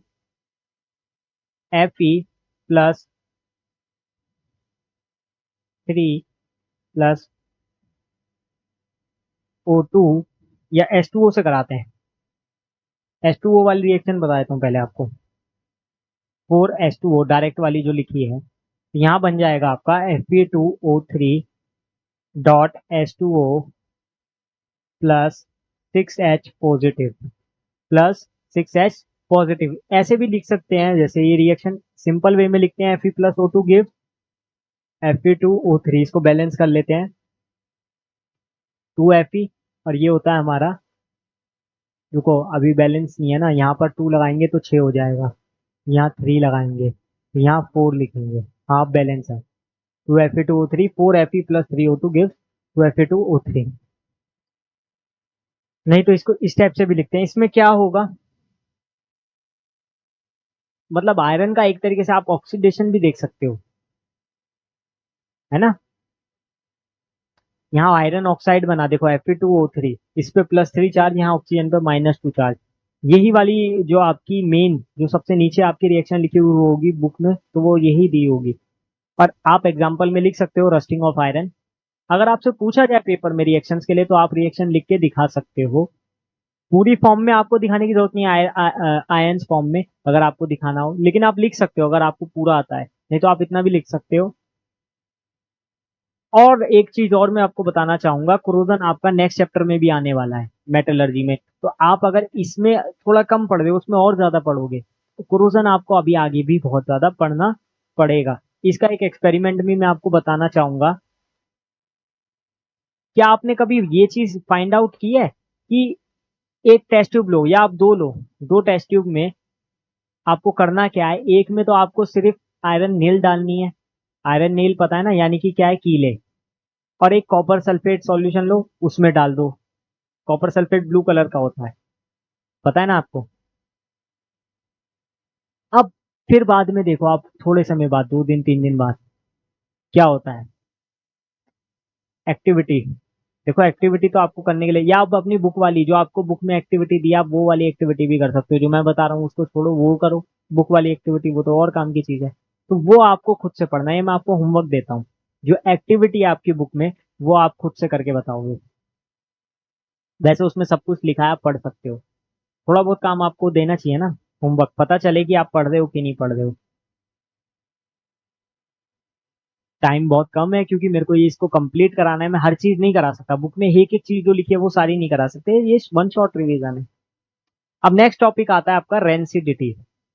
अब देखो रेंसिडिटी आपका क्या होता है। अच्छा अच्छा, चिप्स से याद आ रहा है ये तुम्हें, मतलब खत्म है यार, मतलब क्या ही बोलूं अब इसमें। मतलब आपको बस खाने पीने की चीजें ही दिखाई देती है, आप कोई फूड का, कोई कलर का, ऑयल का कोई एग्जांपल नहीं दे रहे हो, आप सीधे मतलब खाने पीने की। चलो पहले इसको पढ़ लेते हैं, इसकी सिर्फ डेफिनेशन लिखने के लिए आती है और एक एग्जांपल बताना होता है। इसकी आप सिंपल डेफिनेशन याद भी कर सकते हो, कोई ऐसी दिक्कत वाली बात नहीं है उसमें। क्या होता है, the taste and odour of food materials containing fat and oil changes when they are left expose to air. मतलब क्या कहा जा रहा है, कि जो टेस्ट है या ऑर्डर है किसी भी फूड मटेरियल का, कोई भी फूड मटेरियल है जिसमें क्या होना चाहिए, फैट और ऑयल होना चाहिए, वो क्या होता है जब भी वो एयर से रिएक्ट करेगा, एयर से एक्सपोज होने का मतलब यही होता है कि एयर से जैसे ही वो रिएक्ट करेगा तो क्या होगा, वो चेंज होगा, चेंज। अब ये चेंज कैसा होता है, यही चेंज हमारा डेंसिटी है। मतलब क्या होगा, उसके टेस्ट एंड ऑर्डर, ऑर्डर मतलब क्या होगा, उसकी महक, और टेस्ट आप टेस्ट करके देखते ही हो, तभी बच्चों को चिप्स याद आ रहा था। It is cause due to oxidation of fat and oil present in food material. ये क्यों होता है, क्योंकि जो हमारा फूड मटेरियल है उसके अंदर हमारे फैट एंड ऑयल प्रेजेंट है, उसी के जो ऑक्सीडेशन हुआ, उसी कारण ये सब हमें देखने को मिलता है, यानी रेंसिडिटी। अब इसको प्रिवेंट कैसे कर सकते हैं, तो it can be prevented by using various method. अब वो कौन से मेथड है, जैसे कि उसमें एंटीऑक्सीडेंट मिला दो, एंटीऑक्सीडेंट जिससे उसका ऑक्सीडेशन ना हो पाए, क्योंकि ऑक्सीडेशन होने से ही तो ये काम हो रहा है, अगर मैं ऑक्सीडेशन होना ही रोक दूं तो क्या होगा, ये हो ही नहीं पाएगा। तो सबसे पहली चीज मेरे को क्या करनी है, इसमें एंटीऑक्सीडेंट मिला देनी है इस फूड मटेरियल में। और दूसरा, इसको मेरे को ऐसी जगह पर स्टोर करना है कि इसकी रिएक्शन हो ही ना पाए ऑक्सीजन से, यानी कि इसको एयर में एक्सपोज होने ही नहीं देना मुझे। एयर में एक्सपोज होने दिया तो क्या होगा, वही प्रोसेस हो जाएगा सेम, और फिर हम रेंसिडिटी पढ़ रहे होंगे। तो वही होने से हमें रोकने के लिए क्या करना है, ये 2 3 चीजें करनी है। एक तो एंटीऑक्सीडेंट ऐड करने हैं, दूसरा आपको इसको ऐसी जगह स्टोर करके रखना है जहां पर ये एयर से रिएक्ट ना कर पाए, यानी कि ये एयर के संपर्क में ना आ सके। तो ये 2 चीजें आप लर्न कर लो। एग्जाम्पल आप मुझे लिख के बताओगे कॉपी में, क्योंकि सब कुछ आपको दिया हुआ है नोट्स में, और मैं आपको लगभग 90 to 95% चीजें करा चुका हूं, तो 5 से 10% चीजें अगर मैं खुद से आपको करने के लिए कह रहा हूं, तो आपको करना चाहिए ना। सब कुछ अगर मैं ही करवा दूं तो फिर क्या फायदा। आप भी थोड़ी मेहनत करो, आपका भी तो 10th का एग्जाम है, ठीक है। अब देखो, लास्ट क्वेश्चन होने वाला है हमारा आज की वीडियो का भी और इस वन शॉट रिवीजन का भी। बहुत ही प्यारा क्वेश्चन है, ऐसा क्वेश्चन आपके एग्जाम में आने लायक है। मैथ्स द कॉलम के जितने भी क्वेश्चन होते हैं वो वैसे भी बहुत अच्छे होते हैं, क्लास 10 तक तो बहुत इंपॉर्टेंट क्वेश्चंस होते हैं ये, इनको मार्क करके चलना चाहिए आपको। ठीक है, इसको बड़े आराम आराम से करेंगे। पहले इसको फर्स्ट मान लो, इसको सेकंड मान लो, ताकि नंबरिंग करने में मेरे को दिक्कत ना हो। इसको थर्ड मान लिया और इसको मैंने फोर्थ मान लिया। अब एक एक करके मैं इसको रीड करूंगा और इसको मिलाऊंगा।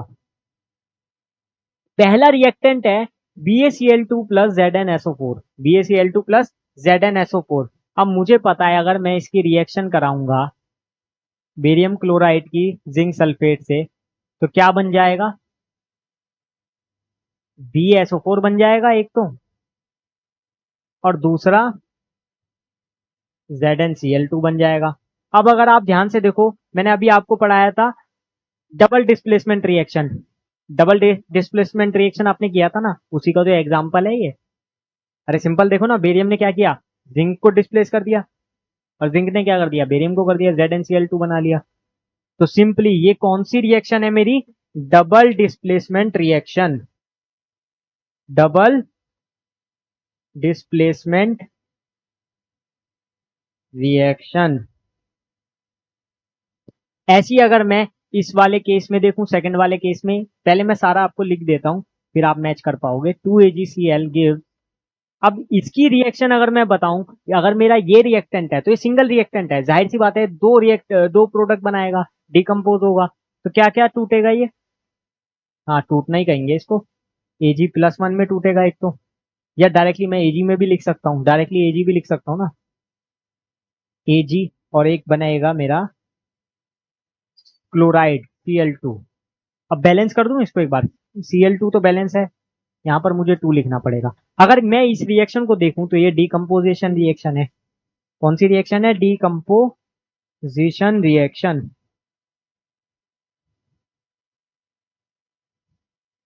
ठीक है, अब ऐसे ही इस केस में देखूं, अगर मैं कॉपर सल्फेट वाले केस में, कॉपर सल्फेट के केस में कॉपर सल्फेट प्लस Fe क्या बन जाएगा, जल्दी बताओ।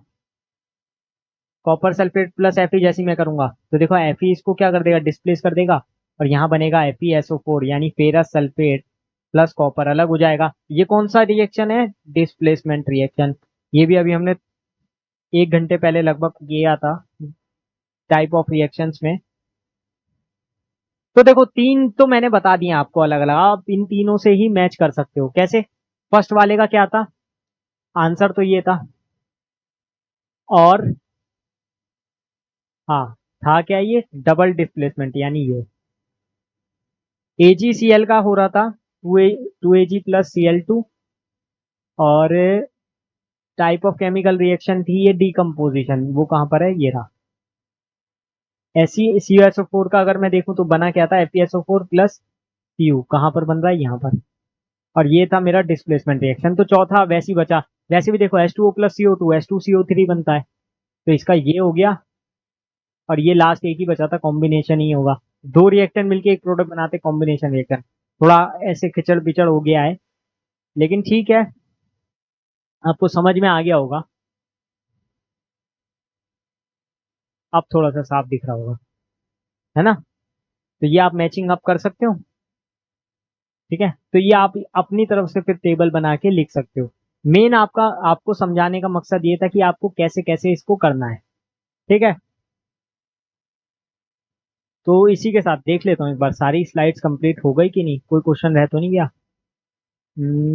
आई थिंक सारी हो गई है, तो इसको हम छोड़ सकते हैं अभी।